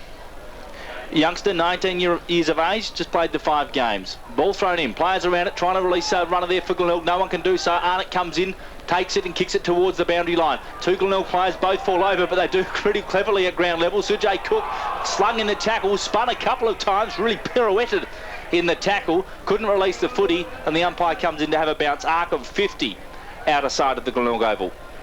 Glenelg 6-5-41, Central 3-4-22. No team able to score to the northern end of the Bay Oval, where a strong breeze is blowing. Bounce down again, heel. Also Ryan Smythe there for the Bays. Number of Central District players also. Another bounce down to take place where deep into time on, only 3 goals scored. You wouldn't imagine there would be a lot left on the clock. And the Bays would dearly love to get a goal against the odds in this second quarter, in the dying minutes of the quarter. Conversely, Central District would love to edge a little bit closer as we see another bounce down. 23 minutes gone, or close enough to that, I'd imagine. Bit hard to see the time clock from here at the Bay Oval with a whopping great big pole smack bang in the middle of it. 41 plays 22, and we'll be updating you on SANFL and AFL games around the country during the course of the afternoon. But for this game, which is proving to be the most interesting, stay tuned here on 5DN. Kimmy Costa with the ball out of side wing, pirouettes around, kicks the ball to right half forward flank. Hanby releases it. Nice work to Woods. Inside 50, kicks to the player who just came on the field. He takes a mark too, and that's Craig Statham, who in just his 6th SANFL game would probably have one of his more important kicks. He's yet to score an SANFL goal, but the 19-year-old will have an opportunity here. Tough kick. Yeah, exactly right, Tough George. Kick. Is he left-footed, Corey? I couldn't tell you, to be honest. He doesn't youngster, look like don't know a lot about him, but it would just be, he's a right-footer, I'm told, and it would be a very, very tough kick from here. With this breeze, which he can't pick for love or money. He goes with the right boot, goes pretty deliberate, puts it up to the teeth of the square. Big fly at the back, taken there by Luke Cowan, though. Went across the face. He took the mark right in front of the point post grandstand side. The kick came from the outer side. Luke Cowan takes the mark. He looks to switch play back to the outer side. Releases Daniel Healy now. Big left footer goes towards centre wing. James Gowns, Kim Costa, who takes a good mark. Fantastic mark, James Gowns. Just a one-hander. One hand holds off Kimmy Costa. One hand takes the mark. And that's a Southern Workout Store contender for mark of the day. Through the middle, goes towards Steinberger. He puts it to the hot spot again. Smith's there. Also at the bottom of the pack there was Evil Roy Slade. Couldn't quite get it. They try and work the handball out the Tigers, though, as the siren sounds for half-time. Half-time here at the Bay Oval. The Tigers 6-5-41 lead Central District.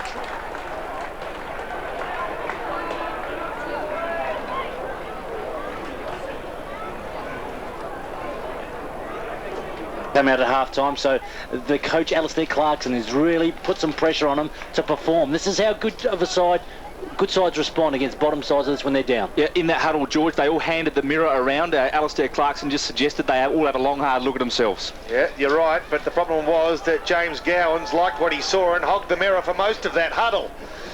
The ball back in the centre of the Bay Oval. Gowans in the centre with McGowan. They need those two guys to fire. Scholars in there, and as is Simon Arnott, who will, as we've been pointed out to us before, float backward of that centre bounce and look for a cheap touch to go forward.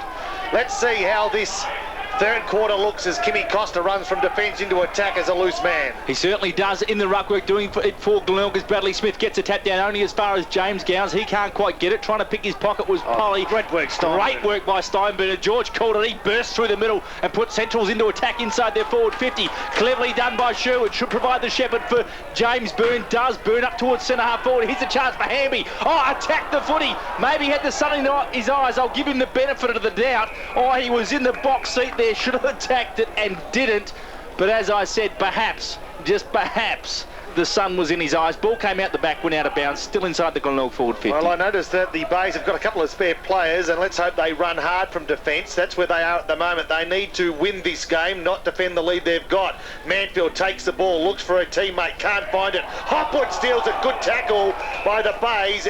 Boundary throw in, where the boundary line cuts the 50-metre arc.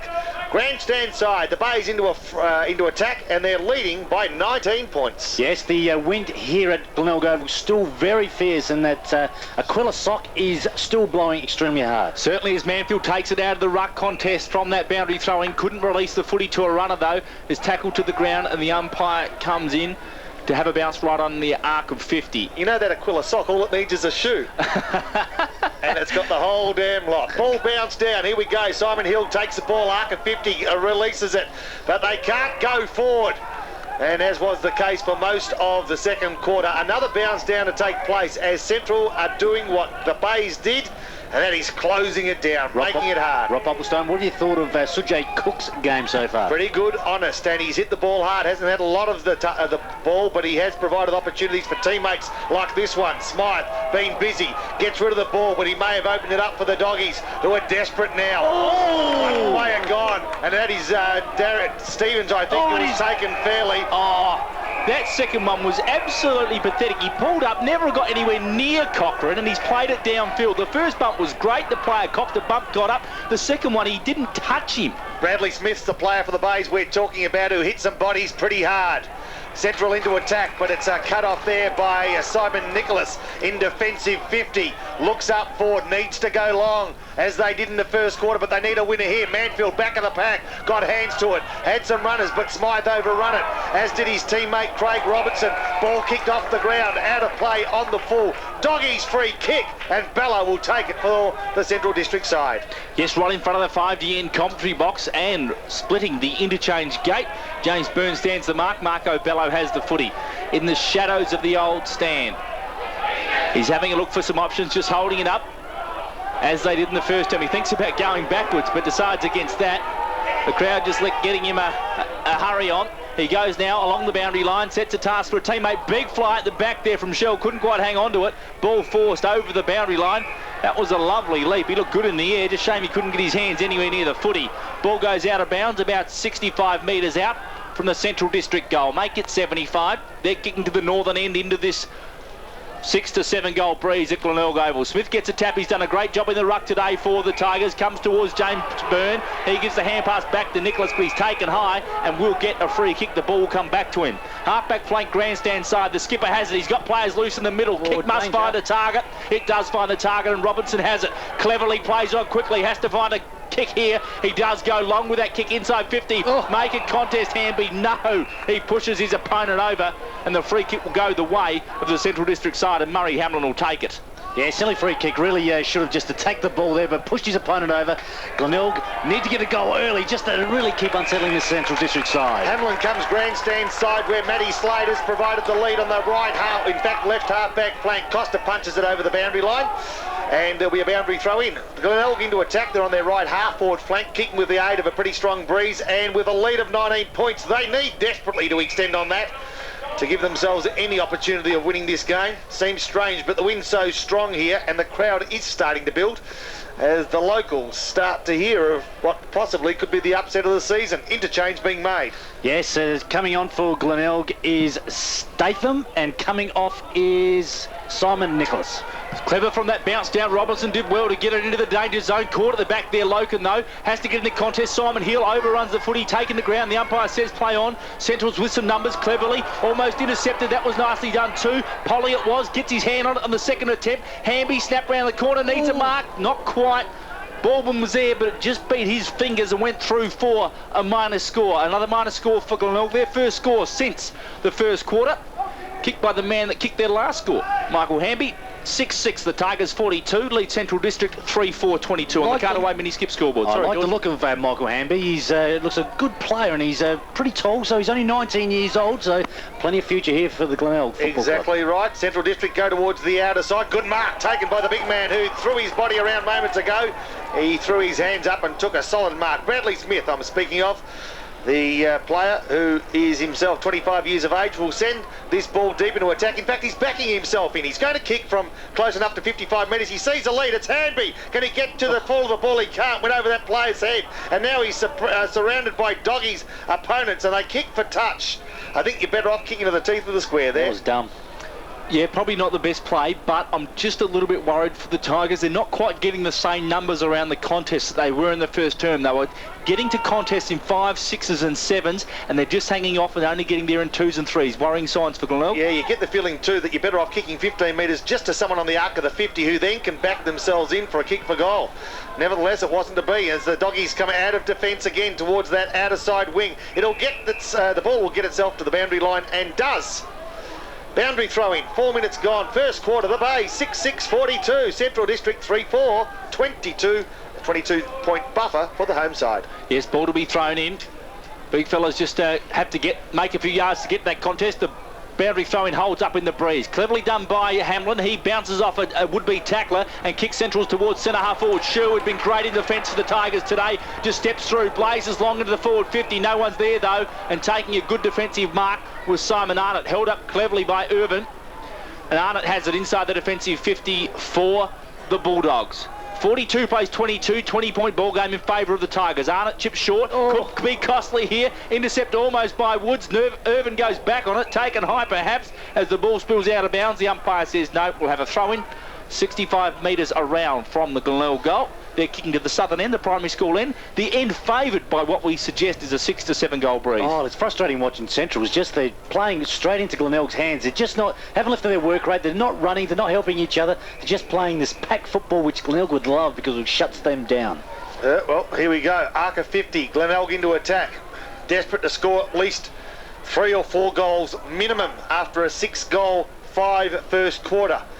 The Bays would love to equal that, and they'd probably almost guarantee a win if they could. Here we go. McGowan, first player there. Nice work. Looks for an opponent under pressure. And Steinburner kicks. His kick caught the ankle of a Glenelg player in Michael Polly. Bounced over the boundary line. In fact, out of bounds on the full. Nathan Steinburner will take the free kick. Just about said grand final day. Not sure where I was going there. Steinburner, Corey, help me out right now. Steinburner does. He goes to the outer side, kicks away from the Cartaway mini skip scoreboard. Still the big pack footy. Comes out the back door. Centrals have got some runners here. Here's danger. Luke Cowan kicks up towards centre half forward.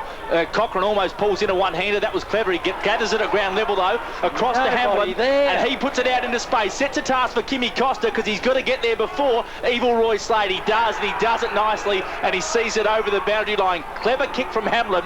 He put it into space. Kim Costa was closer to the footy, but he backed his teammate in Slade to get there. A bit of disrespect, I suppose, for Costa, but he did well, and he paddled it over the boundary line. 20 metres around. Great to see Corey Wingard when someone's getting towards the end of their career and they just can't bend over anymore. You can remember that, George. Ball thrown in, 20 metres out from Central's goal. Chance there for Stevens. Had a snapshot, was smothered, and Glenelg through numbers. Should get out of trouble here. Heel, clever hand pass across to Sujay Cook. He was under the pump, I should say, and kicked it quickly towards centre wing. Nathan Irvin working hard. Also Polly taken high. Was he? No, said the umpire. He's wrapped up centre wing out of side, and the umpire will have a bounce. Yes, Glenelg need to get a score or some goals on this board if they're really to threaten Centrals in the final term. And we see another interchange, Rob Popplestone. Daniel Shell off, Conan Ford on. Ball bounced down, centre wing out of side. No one can get a decisive tap from that one. Comes out towards a few Centrals runners. They're off and going. James Gowans grabs it, tries to kick around the boundary line, does cleverly to get it to Daniel Healy. He walks outside the boundary line, tries to hold the footy in, but couldn't quite do so. The angle too tight, and he dragged it across the line. The boundary umpire's right there, blows his whistle and calls for a boundary throw-in. About where the 50-metre arc meets boundary, outer side of the Glenelg Oval. Central's kicking to the northern end, ball's thrown in. So Brad Smith does well to get the tap down. Not very effectively though, because no one can break clear with that. The Glenelg player is wrapped up immediately, and the umpire comes in for yet another bounce. 42 plays 22 on the Cartaway mini skip scoreboard. Sorry, Corey, I'm sensing Centrals are going to kick a goal, the first goal into this northern end very shortly. There just looks like the game's opening up a bit. Looks ominous, doesn't it? Ball bounced down, nice tap Smith, but it found an opponent of all things. They kick towards the Central goals. Bello in the gun position. Nice work in the end by the young fella from Glenelg. And I speak of Benjamin Moore, who at 25 probably isn't that young, but he's a heck of a lot younger than me. It finally spills over the boundary line. 5 metres out from the Doggies' goals. You heard it, George sensed it. The first score to the northern end. The boundary throw-in was an absolute shocker by the boundary umpire. Gathered 3 metres, opened up the door for the Doggies, and the first score is there to the northern end of the Bay Oval, but it's only a behind. So we can't update scores around the grounds just yet.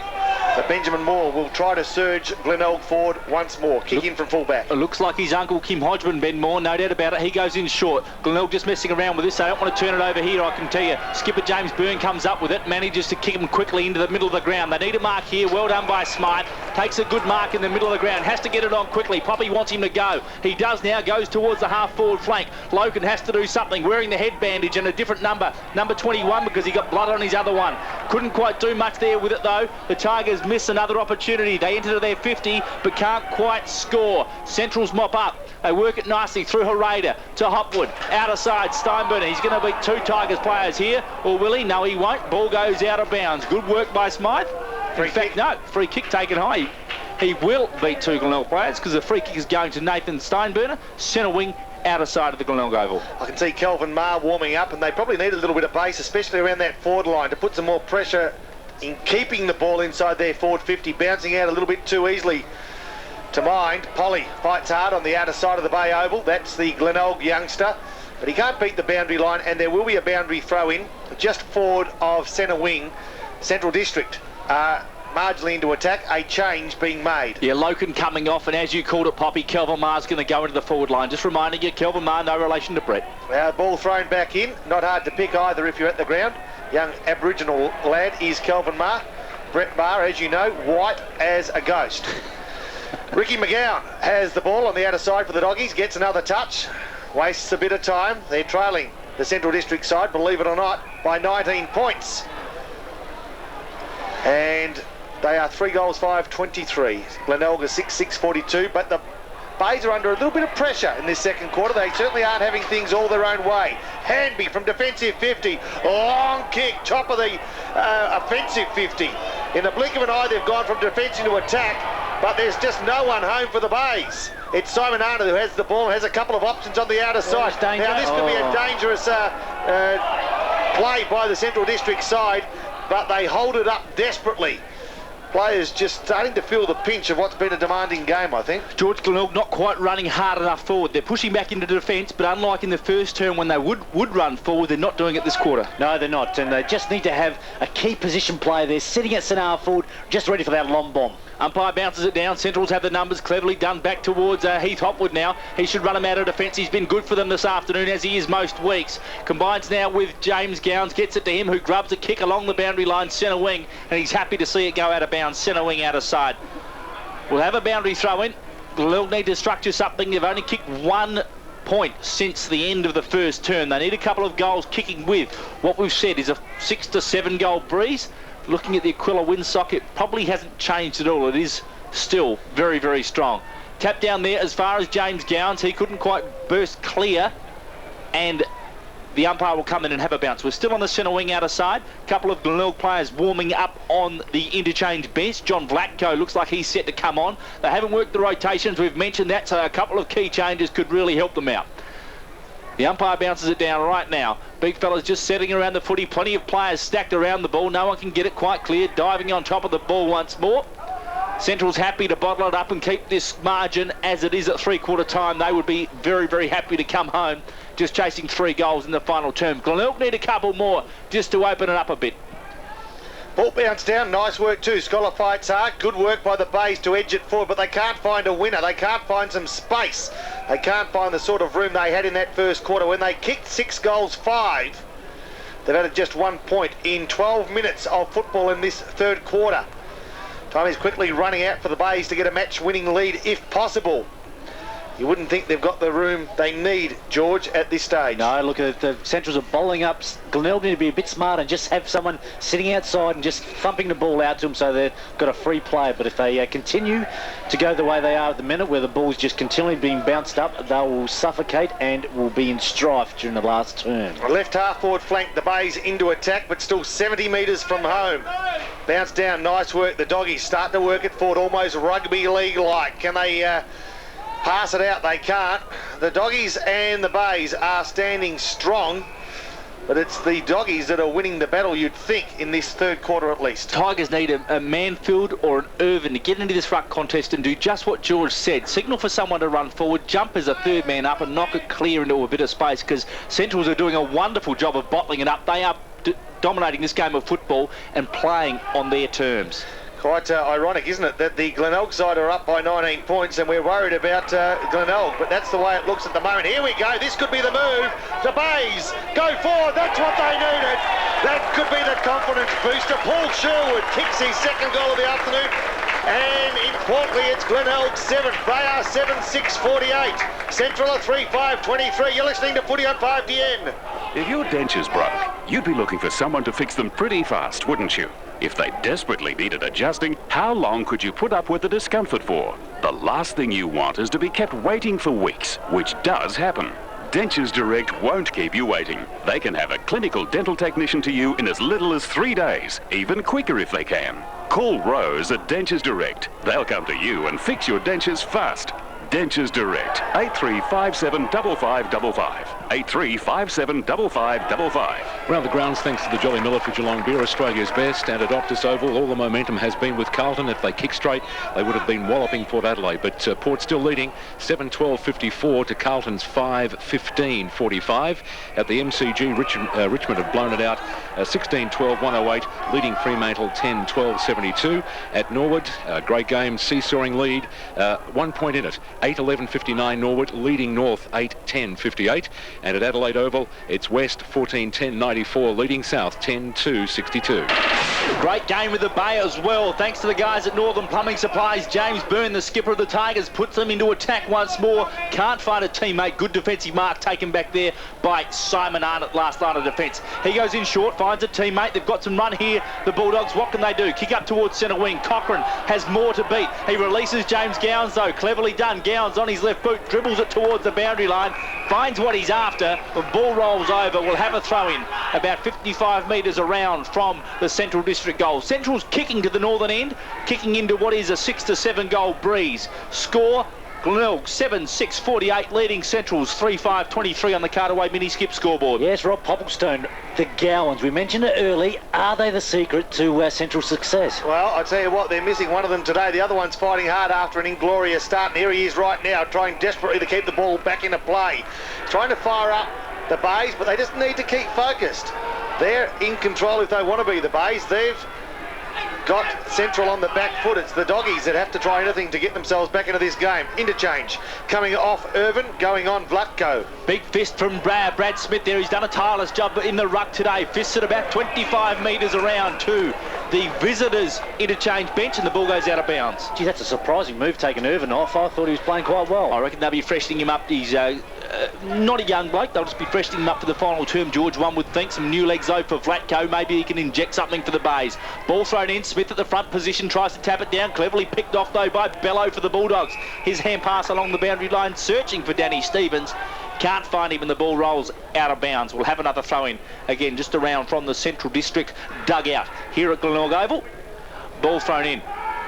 Smith again, punches at this time, looking for Byrne once more. Hamlin cuts it off this time. His kick's a bit of an up and under one. Don't think it's travelled the distance. It hasn't. Smith tries to tap it down. Bello picks it off again, and once more grubbers it around that boundary line. They're happy to do this, the Bulldogs, just working the clock down, chewing up the time, and he kicks for touch once more. So another boundary throw in.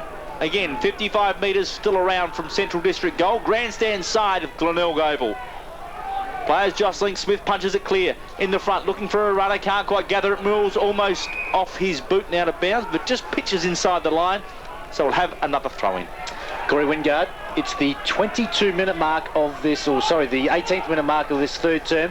Glenelg need at least another 2 goals. You'd think so, wouldn't you? I'll answer for Corey because I'm just about to call. McGowan has the ball, kicks handballs to Bello. Now this is dangerous. He kicks to the danger area, which is top of the square, but it's all more for the Bays. He's going to back himself in. That also is dangerous. Gives to Hill. He can't get around a team. A opposition player, and they're in trouble. Bounce down 25 metres out from Central goals. They lead by 4 goals, 1, which is greater than the 3-4 that Central were able to kick with the strong breeze in this second quarter. Of course, the Doggies will be coming home with it in the last, trying desperately to stop what could be an embarrassing loss for the 2-time Premier and Grand Final favourite for season 2002. That is something we can talk about after the game. Let's see what happens right now. Here they go, dangerous again. The Bays have got some numbers. They just need to find a winner right about here. Defensive 50, they run it out. That's a dangerous move, but it's clever because it found Byrne, the skipper. He handballs off to Hamby, well shepherded behind play. Hamby runs, takes two bounces, goes inboard. This is also dangerous. Smythe takes on her radar, and then handballs more in desperation than anything else. They may have given this one away. Smythe backs himself up again, can't get through the tackle, bounce down, half-forward flank right. Glenelg kicking to the southern end. Messy, an opportunity wasted for Glenelg, but the positive sign was they backed themselves and they ran, and that's a good sign for the Tigers late in this third term. Definitely, they held the ball up, but Hamby was loose there, and they just need to flick it out to him, and he would have put a goal through for him, but not to be. Umpire bounces it down. Smith gets a tap out the back door. Manfield, what can he do? He fires the hand pass out, searching for Hamby. Can't quite find the target, so Manfield goes again. McGowan's up to the task, though, and he gets a hand pass across to Danny Stevens, who goes for touch once more. The interchange gate finds it in front of the 5-end commentary box. We will have another throw-in here at the Bay Oval. Smith to do plenty more ruck work. This time he's up against Luke Cowan. Wearing jumper number 63. Spilt some blood on his normal jumper, number 26. The ball thrown back in, sent back from whence it came by Danny Stevens. So the boundary umpire will do his job all over again. There's a lot of tight players out there. Conditions are difficult. The ball is bouncing around all over the place with this breeze, and they are looking very tight. We're in for a dramatic last term. Well, James Gowan had a quick word to his teammate and said, listen, this is what you need to do, and it was done. Danny Stevens went for touch. That's the problem if you go for touch too much. At a play on the full. Sujay Cook from right half-back flank, a little bit deeper than right half-back flank, will take the free kick, and I tell you what, I'd be getting that ball back pretty quickly and sending it forward equally as quick. Come on, Sujay. He went straight to the bar. Sujay Cook with the ball. Beers over, that's magnificent. Grandstand side, the Bays will go short. Well, that's a dangerous play, and it didn't come off, or has it? Manfield tries to keep the ball in the play, runs into his own teammate, and I speak of Michael Polly. Boundary throw-in, smack bang, centre wing, grandstand side in front of our 5DN commentary position. It's the SANFL match of the day, thanks to the guys at Northern Plumbing Supplies. Mannix Air Conditioning also. Thrown back in, Hill with the ball from right half forward, kicks to the danger area. He goes forward. Oh! Burt was held without the ball. Hopwood backs himself in, gets around two, and he'll kick for touch also. But Orator cuts it off. Now he tries to keep it in for the Central District side. They can't. Byrne will need to kick it quickly, and does. 1 on 5, last line of defence, over the top, kind of forward punches and finds the boundary line, 20 metres out from the Glenelg goals, and they have a lead of just 4 goals won. One thinks that wouldn't be enough. Georgia Baldwin taken high in that marking contest before. Could have got a free kick for the Tigers. Could have got a free kick, but didn't. But Jesus, still in their forward 50. They need a goal here desperately. Manfield tries to take it out of the ruck for the Tigers. Couldn't quite do it. Polly has a second crack at it. Tries to kick him to the top of the square. No go though. Bello soccers one around the boundary line. Hits Hamlin's foot and goes out of bounds on the full. So James Byrne will take the free kick where the 50-metre arc meets boundary line. Grandstand side. He goes backwards, switches play, goes to the big fella in Smith. Done a great job this afternoon. Good sign for the Tigers to have a big man like this playing some good footy. He lets go with a drop punt, goes into the pocket. That's where it came from. Good mark taken by Baldwin. In effect, James Byrne passed backwards 55 metres to get it to Smith. Smith passes into the pocket, and it only goes 10 metres from where James Byrne has it. Convoluted, I know, but that's how it worked out. Baldwin's got it all the same. Kicking from 40 metres. His butt's against the fence as he lines up for goal. A tough angle. He's got to put it out to the left post, as we know, with this breeze blowing pretty strong to the southern end. If he puts it out to the left post, the breeze could bring it back. He's a pretty good goal kicker, former Geelong player, and he's been in good form of recent weeks. Corey Wingard really wants this to go through. And the kick's a shocker, George. Anyone would have suggested, almost put it into the primary score. That kick was an absolute shocker. Out of bounds on the full by 20 metres. Well, that's another opportunity that went begging for the Bays. They've got a lead of 4 goals won. After half-time, they were leading by 3 goals won. So with a 4 or 5, maybe a 6-goal breeze, they've managed to increase their winning margin, or their leading margin, by just 1 goal. Arader plays on quickly. Well, he risks that move, and I tell you what, there's 3 out of play on the full in the last 3 minutes, and that's the danger. Hopwood is shepherding off the ball. You can give yourself away 25 here, Hopwood. And this is young Woods has got the kick, and it's probably on his right foot there. He'd be in a lot better position to kick this goal, so just see how smart he is. He's a left footer, this little fella. Is he? Oh, he's in strife then. Here we go. Hopwood's appealing to the umpire. He's actually got closer to the man of the mark than he should have. Kicks to the top of the square. Out of the back was Burton, punched through. Another point. Free kick to against Baldwin. The Doggies. A free kick, as you quite correctly said, Corey, against Baldwin for flying high and getting into the back of a Doggy opponent. I take it back, George. Nathan Wood is a right footer. He's actually pretty good on both sides of his body, but preferred shot, right foot. Well, I would have thought he was a left footer after seeing that kick. The ball's with Centrals. As we said, clock ticking down in this third term. The Tigers 48 lead Central District 23. That score on the Cardaway mini-skip scoreboard. Hopwood has it in the back pocket for Central District, just working down time. An experienced player has done a good job in defence this afternoon for Central District. He goes outside the 50-metre arc. No one can take a mark. Ball bottled up once more. Just how Centrals like it at the moment. and the umpire will come in to have a bounce. Come on, Glenelg. 2 more goals to make this a very interesting last term. You think they just need a couple more, and I have to agree with you, George Fiarchi. Pigeon just flutters by in the old grandstand here at the Bay. Umpire throws the ball up on that occasion, comes out the back door. No one can do much with it. Woods was caught up. Comes the way of Bello. He releases Danny Stevens, has a bounce on centre wing, kicks the ball end over end towards the boundary line and puts it out of bounds. As Centrals have done when they've worked into this breeze and done it quite effectively. Daniel Healy, the captain of the Bulldogs there, was calling for the ball to be kicked long into space, but they haven't. They've played the disciplined game and worked it along the boundary line, forcing another throw-in. Ball thrown back in, nice work, but it falls in the arms of Gowans, who's lifted the tempo. His left foot kick goes into Central District's offensive 50. Cochrane, first player there, keeps it in play. Steinburner just can't get a handle on it, and in fact, I thought threw it. He did. Central umpire says no. Boundary umpire says I'll take control then and throw it myself back into play. Yeah, Rob Popplestone, this game has been quite good. Look, I brought a can of paint here so we could watch it dry because of the top versus bottom. But I tell you what, this has been quite a good contest, and we're looking forward to a crackerjack last term. We are too. 7-6 the Bays, 48 Central, 3-5-23. Can they hold the Bays out? That's the danger as Healy tries to get the first goal of the afternoon and does. And they celebrate like they've just won a grand final. The first goal to the northern end of the Bay Oval might be enough to come home strongly. Glenelg 7-5-48. They need a leader to stand up right now. Central 4-5-29. A 19-point margin. You're listening to Footy on 5DN.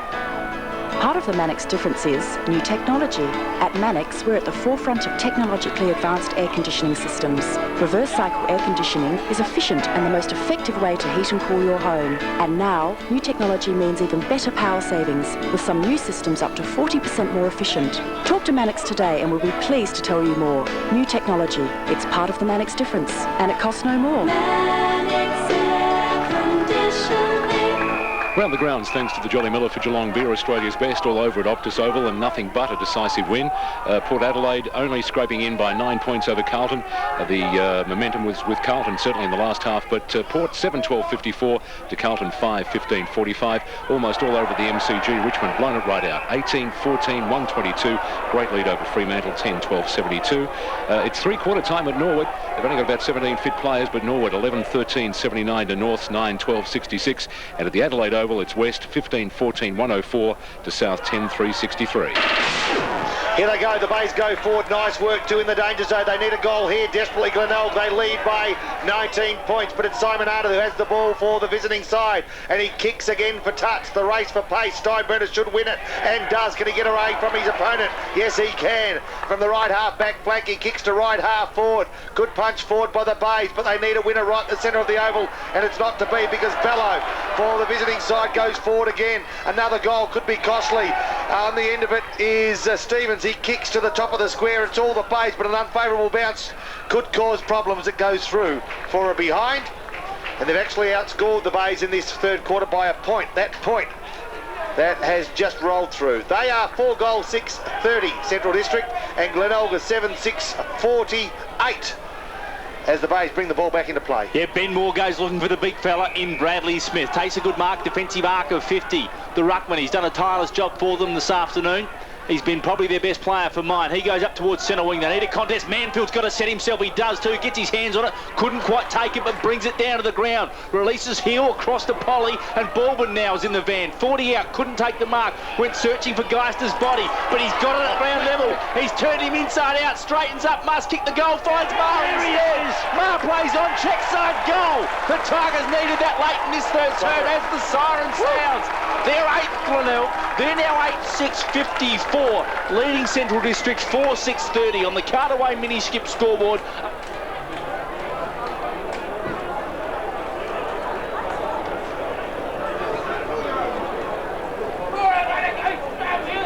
just a reminder, the Glenelg Parking Centre is open to the public on Tuesday, August the 27th from 10 a.m. to 7 p.m. It's Rob Popplestone, and we see the players take their positions, and I can count at least 7 Glenelg players in the defensive 50. So got one extra there, maybe 2 extra. Yeah, 2 extras. There's a couple extra there. Nathan Irvin is on the bench, and he's warming up at the minute, but probably not a bad move to have the runners so they can run the ball forward. But looks like they're going to play that flooding game in defence, see if they can hold Central Districts out. Corey Wingard, take it away. Yeah, set to go. Bradley Smith still doing the ruck work. He's up against Scholar, crashes into him and fists the Tigers towards centre half forward. Marr sitting under it, can't quite take it. Heel does though. His kick, he's slung off it. Comes towards Robinson, crashing through. Guess who? That'd have to be James Gowns. Surely to goodness, no, it's not. Who's picking themselves up? Ricky. Clever stuff. Rick McGowan.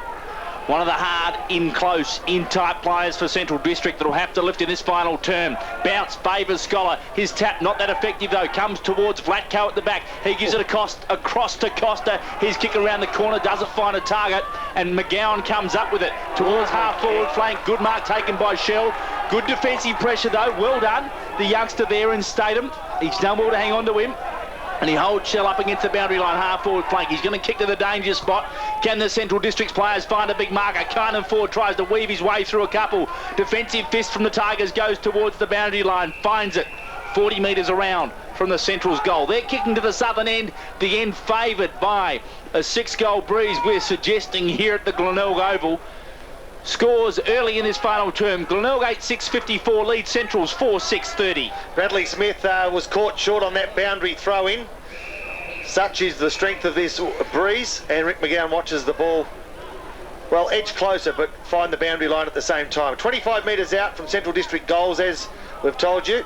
The doggies are coming home with a strong breeze. They're kicking to the southern end. Bradley Smith on this occasion gets front spot, punches the ball metres to Glenelg's advantage, but again over the boundary line. Yes, Rob Popplestone, not one player is in the forward 50 for Glenelg, so they are just flooding back. Let's see if Centrals can outsmart Glenelg and just crack them open. Kelvin Marr, the only player forward of centre for the Tigers. All right, here we go. The Sherwood now edges the ball over the top to Moore. Now, Moore's got a little bit of room to move, and he uses it too. Every single inch of it. 3 bounces, runs from right back pocket towards right half-back flank. Looks for that player in Marr, but he was under the ball well and truly. Can't fly high, needs to run hard. A kick within 450. Good mark too by Bradley Smith, who stood tall for most of the day, taken a few bodies, taken some strong marks, and needs to stand tall too for the final 20 plus minutes of this final quarter. Been a great player, Rob Popplestone, there's no doubt about it. Bradley Smith, he's been one of the workhorses this afternoon, as you just mentioned. For its value, a Southern Workout Store mark of the day, that one. It was a good value mark for the Tigers. He's not sure where to go now, decides to go across the ground looking for the veteran in Simon Hill. He can't quite gather it in, but he pops it over the boundary line, says hello to a couple of spectators sitting up against the fence, and we will have a throw in 60 metres around from Central District goal. That run by the Tigers before, you thought that players could have just kept getting across and creating a path for him, just keep bumping Central's players out of the way, almost American football, gridiron style. Ball thrown in. Smith to do the ruck work once more. Big fist, makes 10 metres, pops it back over the boundary line to get the boundary umpire to do his job all over again. Some bangs coming from the coach's box next door. George, just move away from there. Alistair Clarkson might put his fist through the wall shortly. Let's hope not. I can't translate what he said. I'm not sure how sensitive these microphones are, but someone's not happy in there. No, getting a bit frustrated at the run that Smith is getting at the contest. Wants a body. Wants it a body-on-body contest. And he's not getting it. Very frustrated for him. Very frustrating for doggy supporters. If they lose to the bottom of the table Bays, they punch it forward, but it's cost a defensive side of that centre bounce. It kicks towards Polly. Polly taken ball and all, and they've paid the free kick. Well, goodness gracious me. Don't start doing that differently in the last quarter, umpires. The free kick will be taken by Rick McGowan. He's 55 metres out, and this could be costly. Hasn't been paid for most of the day. He goes short, doesn't often waste the ball, and doesn't on this occasion. Matthew Slade on the non-favoured side for a left footer. He's in the right, well, he's actually in the left forward pocket, and he'll kick from 40 metres out. There's a sign there that Glenelg are putting a lot of pressure on Centrals. Slade took that mark and ducked his head. Slade, kick for goal. In fact, I thought he was a left. He's a right foot kick. Don't know what I'm thinking. Kicks for goal. Kicks truly. Central edge to within 3 goals. Central 5, 6-36. Glenelg 8-6-54. You're listening to Footy on 5DM. To call Harrison's Drummond Gardens a cemetery just doesn't do it justice. But if I were to say a beautiful rolling green lawn, meandering pathways, tall gums, fountains, a heritage-listed mansion, you'd probably start to feel how I felt when I walked through Drummond Gardens. Not sadness, but peace. A pleasant 20-minute drive from the city. Harrison's Drummond Gardens, a part of Heritage Park. Remember forever. Are you feeling like a delicious cup of tea? Remember, Dilma is picked and packed in the lush tea gardens of Ceylon, so it will taste like the best cup of tea you've ever had. Dilma, the perfect cup of tea.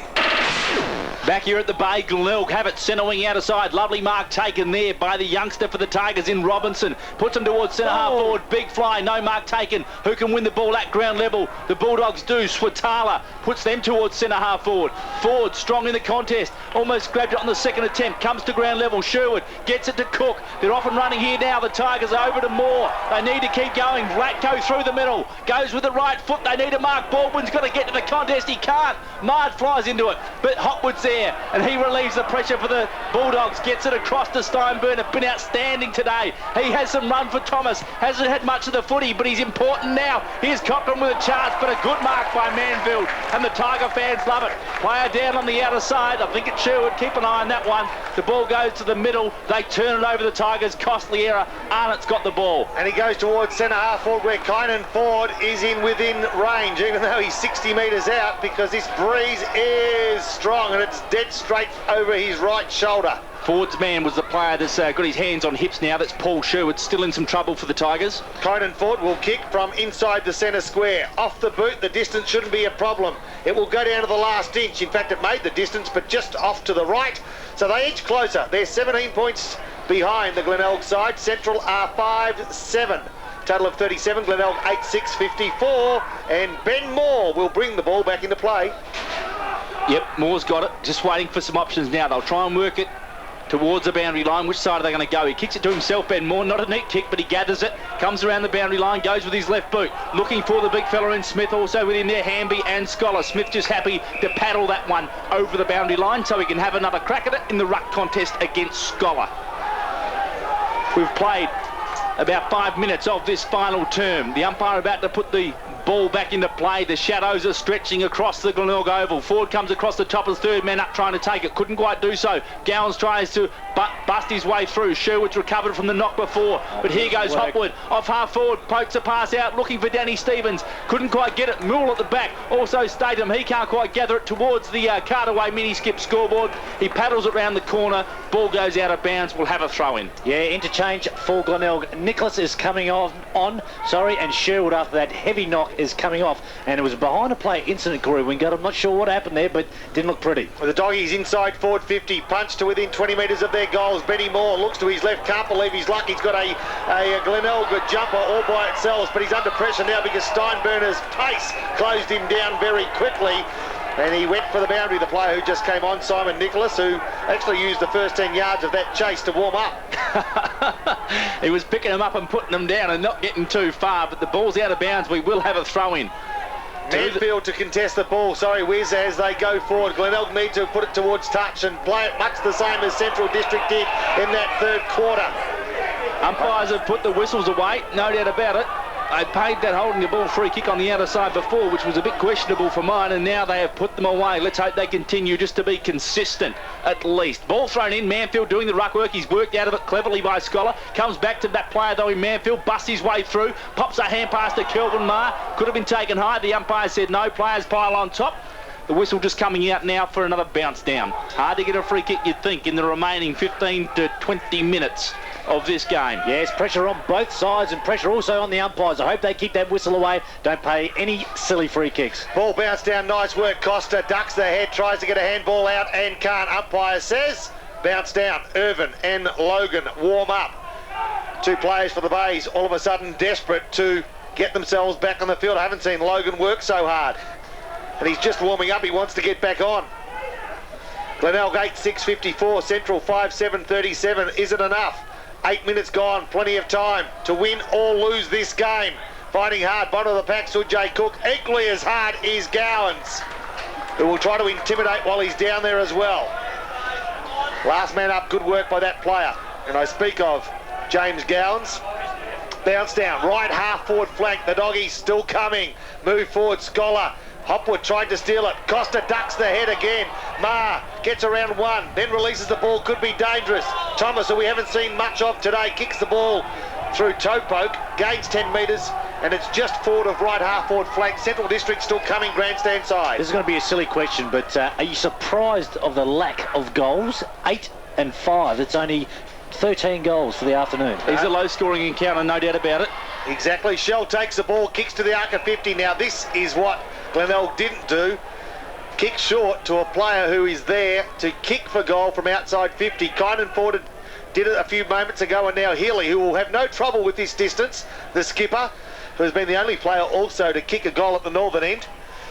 And a goal from here could put the pressure on the Bays. Yeah, no problems. There it is. That's what you want. That's the danger. He's the man that needs to be covered.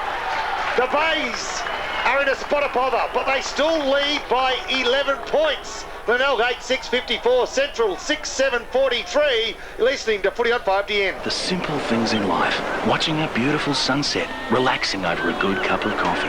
The simple things in life. Being warm and cosy on a winter's afternoon. Relaxing with family and friends. The simple things in life. Watching the waves roll onto a sandy shore. Enjoying freshly cooked fish and chips.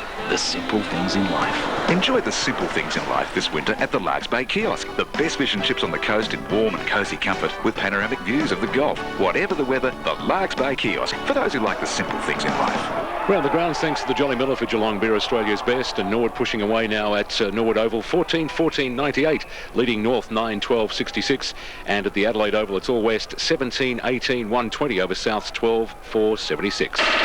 Back here at the Bay, we have played 10 minutes of this final term. Glenelg 8-6-54, still lead Central District 6-7-43, but the Bulldogs are kicking with the aid of a 5-6 goal breeze. Tight contest all afternoon. We're inside the Glenelg forward 50. Oh, he's a chance. How good's this? George likes it across the face of goal, though. Vlatko's there. He's got a couple to beat. In the end, does very, very well to knock it over the boundary line and force another throw in. We're still 15 metres around from the Glenelg goal. They're kicking to the northern end, and we are just over 10 minutes into this final term. Must score. Glenelg must score. They've got the ball within 20 metres of their goals. They must score from this throw-in. Baldwin grabs it out of the ruck.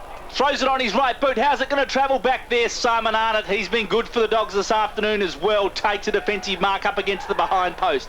He goes in board. They've got a loose man. It's the skipper, Daniel Healy. He's been damaging late in this game, but he turns it over. Comes towards Hamby. He releases the skipper for the Tigers in Byrne. Plenty of pressure. Oh, he's swamped by 4 Bulldogs players. Great work. Great defensive pressure.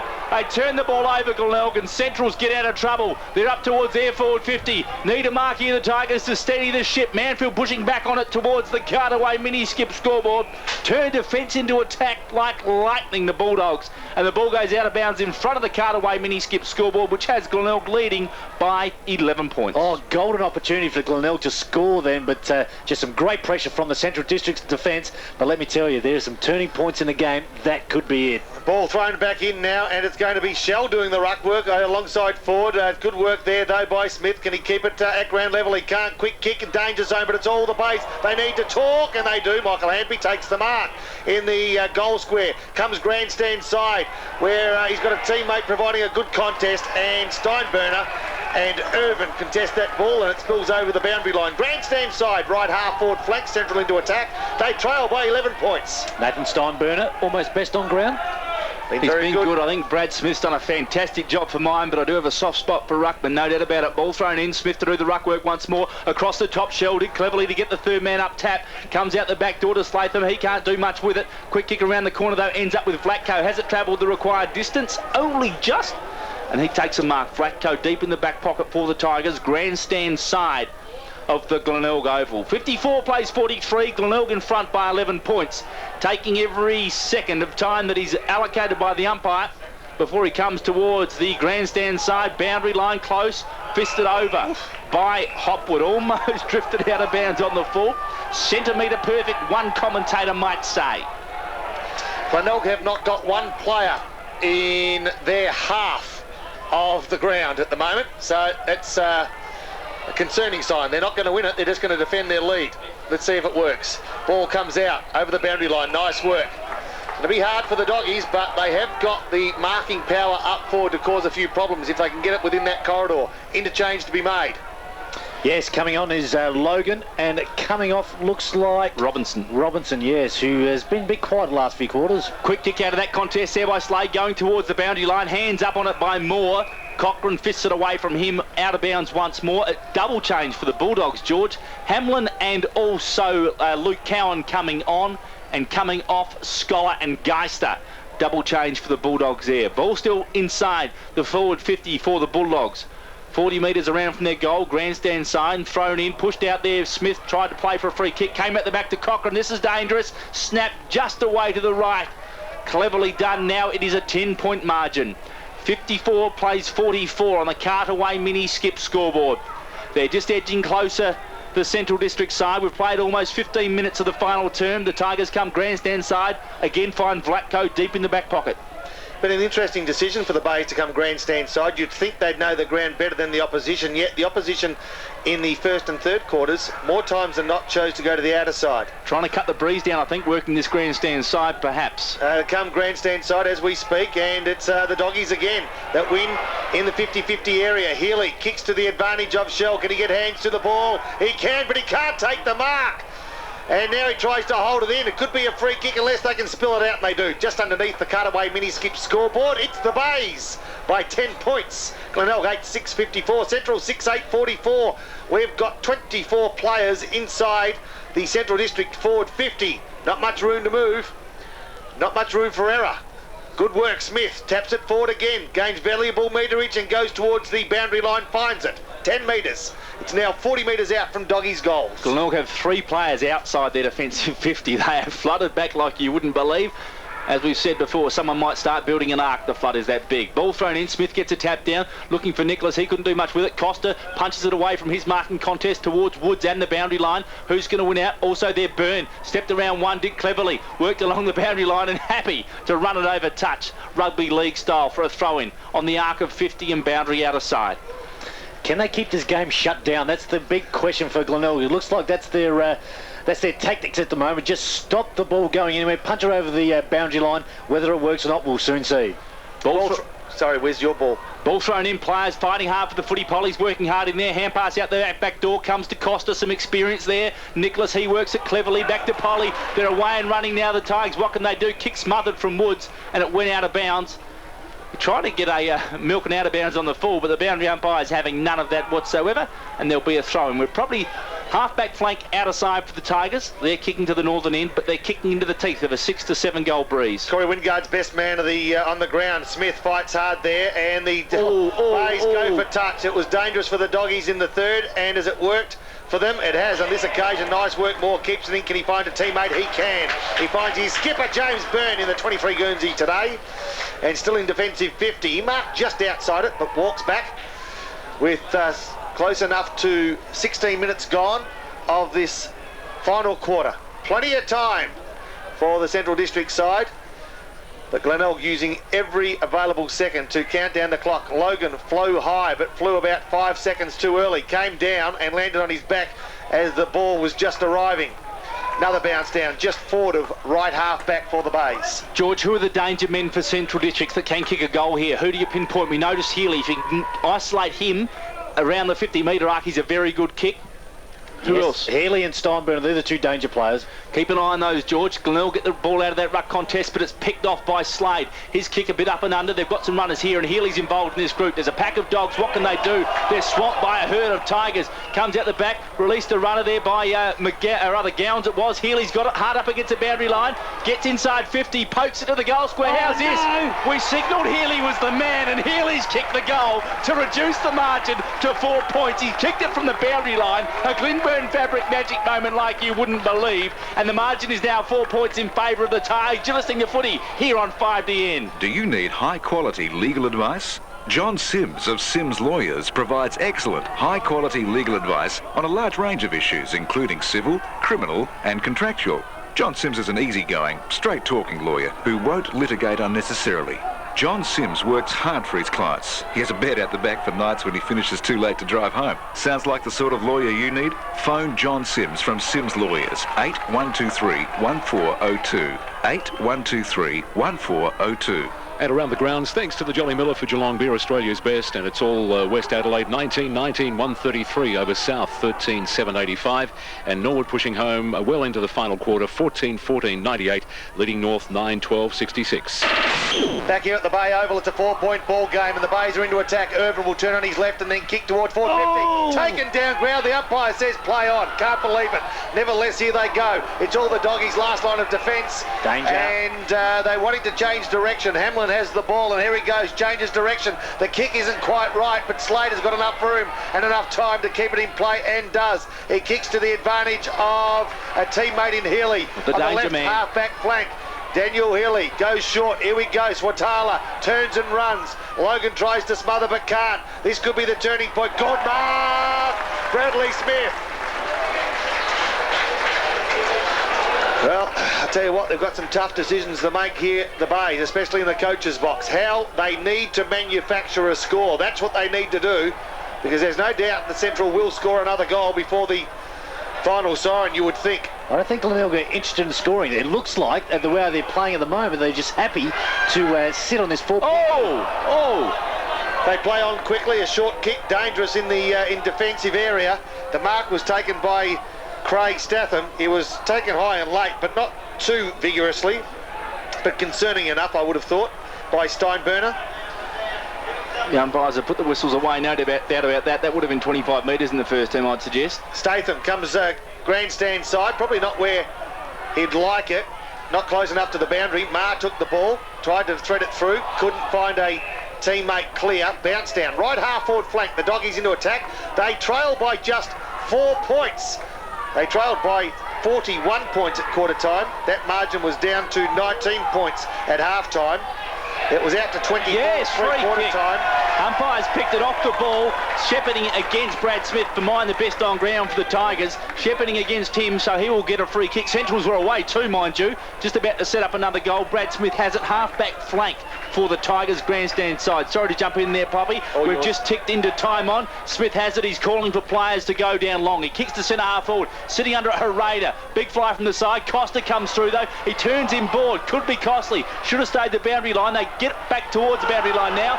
Urban comes away with it. Woods with pace. What can he do? He puts it to the goal square. Will it come back? Will it bounce through? Will it bounce up? It doesn't make the distance. It sits up in the goal square, and Centrals recover the footy. They do nicely. Thomas goes to the outer side. A defensive mark would help the Bays, but they're away, the Bulldogs. Gowans is involved, and Healy's running hard as well. Here it goes. Oh, the kick smothered. Well done by Moore. The crowd appreciate that. Healy was away. It was dangerous there, but Moore put the smother on, forced the ball out of bounds. We'll have a throw in. 4 points still the margin into time on. Glenelg 8-6-54, Central 7-8-50 on the Cartaway mini skip scoreboard. Well, Nathan Woods at 22 wasn't sure whether to jump for excitement or hold his head in despair as that ball floated towards the goals for the Bays. It could have been the one that got them the game. At the moment, the game's in the balance. The bottom of the side, Tigers lead the top of the table Dogs by 4 points. We've still got 5 minutes to play, you'd think, possibly. Not too many goals scored. Here they go again. They need to release the ball. They don't. Try to back themselves in. That's dangerous. They go forward through. Healy again. Left half forward flank. Danger. This is the play. Backing back hard out the back of the pack. They need a winner here. Try to steal the ball as the Doggies, but they can't. Held it in beautifully. They claim a free kick. Look, well done. And it's bounced down 30 metres out on the slightest of angles. The Doggies need a goal. Lucky for the Tigers. The umpires have put the ball away because Hanby on the ground dragged the footy in. Central's players got on top of him, held the hand in the air. The umpire not quite willing to pay the free kick. Almost could have there. 40 metres out. Chance for Gowans now. Snaps around the corner. 40 metres out from goal for the Dogs. 2-on-1 here contest. Cochrane almost forces the ball to himself. Couldn't quite do so. Glenelg see the footy out of bounds. We're 5 metres around from the behind post at the southern end. Central's kicking to the southern end. I reckon we've played 23 minutes of this final term. Ball to be thrown in. 4-point buffer for the Tigers. Central's dangerous in this sort of situation though. Ball thrown in. Smith does well. Brings it to ground. Glenelg players all over the place. Can Centrals get the ball out of this tight contest? Glenelg fist it towards the boundary line again. Happy to see it over. Centrals have some numbers including Danny Stevens. Too many Bays players on top of the footy and they bottle it up once more and force it over the boundary line for another throw-in. Oh, what's going to happen here, Corey Wingard? This is just amazing. The pressure out there for the players. They are trying very hard, very desperately. Well, this could be their most satisfying win of the season, Glenelg, or their most heartbreaking moment. That's exactly what I was looking for. I had it all planned, and then when I got to the stage, I forgot my words. You don't want it to be heartbreaking. That's what the pressure does. The ball spills over the boundary line, 45 metres out from the Doggies' goals. 23 minutes gone, final quarter. Only 3 goals scored. Glenelg 8-6, Central 7-8. Here they go forward again. Tackle applied, but no free kick forthcoming. 30 metres out, maybe 25 metres out from Doggies' goals. The Bays are desperate. They have 17 players in defensive 50, and Central have 13 players in offensive 50. The crowd has built in the last 10 minutes too. The fans have come from everywhere to see if Glenelg can pinch this one. Umpire bounces the footy down. Manfield taps it towards the boundary line. Snapped by the Bulldogs. They've jagged one. Oh, have they? They have. The Bulldogs have hit the front. Can you believe it? James Gowns, I think it might have been. Just trying to pick up who it was. They're coming from everywhere to congratulate the player. Was it Swatala? Was it Gowns? I'm not sure. It was a clever snap out of there. Didn't quite see it. But the Bulldogs have hit the front. We've played almost 25 minutes of the final term, and the Bulldog chant's going up around the Tigers' den. The Bulldogs hit the front. 8-8-56. They lead Glenelg 8-6-54. That's just amazing work there by Centrals. Could it be get out of jail once again on the death knock like they did against the Eagles? Let's see if Glenelg can get back and score a goal now.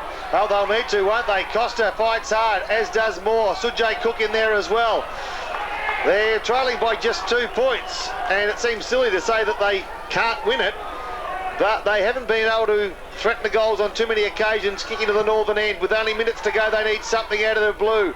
Smith fights hard. Gowns first kick forward. Manfield front of the pack. Nice work. Finds itself with the Bays and running from half-back flank. They come grandstand side. And Blackco has the ball. He's taken it. A late by Steinburner. He gets up quickly. All of a sudden there's some urgency. Where was it when they needed to win the game? Irvin under pressure. Threads his way through 2. Can he get through the 30? Can't. Sujay Cook finds himself in trouble. Goes inboard. They're fighting hard. Nice work. Statham, can he find Costa? He can't. A bounce. Oh, a free kick? No. A play on was the call. Hopwood takes it from defensive 50, and he now goes for a touch as McGowan tries to close it down. Costa says to the umpire it was deliberate. The umpire says throw it in. Skill error could have cost them there. They were going forward, the Tigers, but the kick from Statham didn't quite hit the target. They could have taken a mark inside their forward 50. They were always a chance. Still, probably a minute or 2 remaining in this match. Tap from Smith out the back door, releases a runner. Loken's there. Can he crash through? Great tackle from the Bulldogs. Kelvin Maher's there as well. Still ball inside 50 for the Tigers on the deck. Can they find a winner? Comes out the back door. Here's a chance for Loken. Snap around the corner. Oh, he hasn't. He's kicked it behind. It's a 1-point ball game here at the Bay. Oh, what about that? Glenelg 8-7-55. Central's 8-8-56. The guys at Northern Plumbing Supplies will be beside themselves. This is an absolute cracker here on 5DN. Stay with us because we are late into the final term. The Bulldogs to bring the footy back in. 26 minutes gone. The Bulldogs lead by a point. Logan almost kicked a miraculous goal. Let's see if they can get this ball back in. They come though. Sujay Cook taken out of it, and the umpire says no. Play on. Umpire. Bello takes the mark on the left half-back flank. Always a risky move, whether it was there or not to play for the free kick. You at least try to keep it in there because they've still got a chance. A risky move by Central. Costa has the ball. His kick is poor when it needed to be spot on, but he butters up with a second chance taken high. The umpire says play on. He's dispossessed. Bello has the ball, and they're out of trouble just momentarily. Here they go. McGowan has got time. He won't burn it. You can guarantee that. He goes short to Cochrane on the left half-forward flank. Clever. And he now quietens it, wastes time and goes short. Stevens, and he'll goal. He'll kick from 40 metres, Stevens, but he just doesn't miss. Clever footy by the Bulldogs. They just held on to it there. When they got the turnover, they knew they had the game in their keeping. They had the upper hand. They just went short. Danny Stevens takes the mark. 45 out from goal. Kick from probably right on 50. He's just the left side of centre. But as Poppy said, he can sniff a goal from anywhere, and most importantly, he sniffs out important goals, and this is one that can just snuff it out for the base. He's kicking from probably right on 50, just left of centre. Has the breeze, which has died a bit in this last term, but that hasn't helped the Tigers. Coming in now, Danny Stevens. If he kicks this, you think the Doggers will be homey. Let's go with the drop punt now. It's across the face. Will it get the distance? It does, minor score, so it's back to a 2-point ball game. Can't be long left in this game. We're ticking up towards 27 minutes. 28 minutes, I should say, of this final term. Yeah, quick interchange. Cook has come off and Smythe come back on for Glenelg. Bringing in from fullback, Benny Moore takes it and goes it alone. Has a bounce, doesn't quite come back to himself.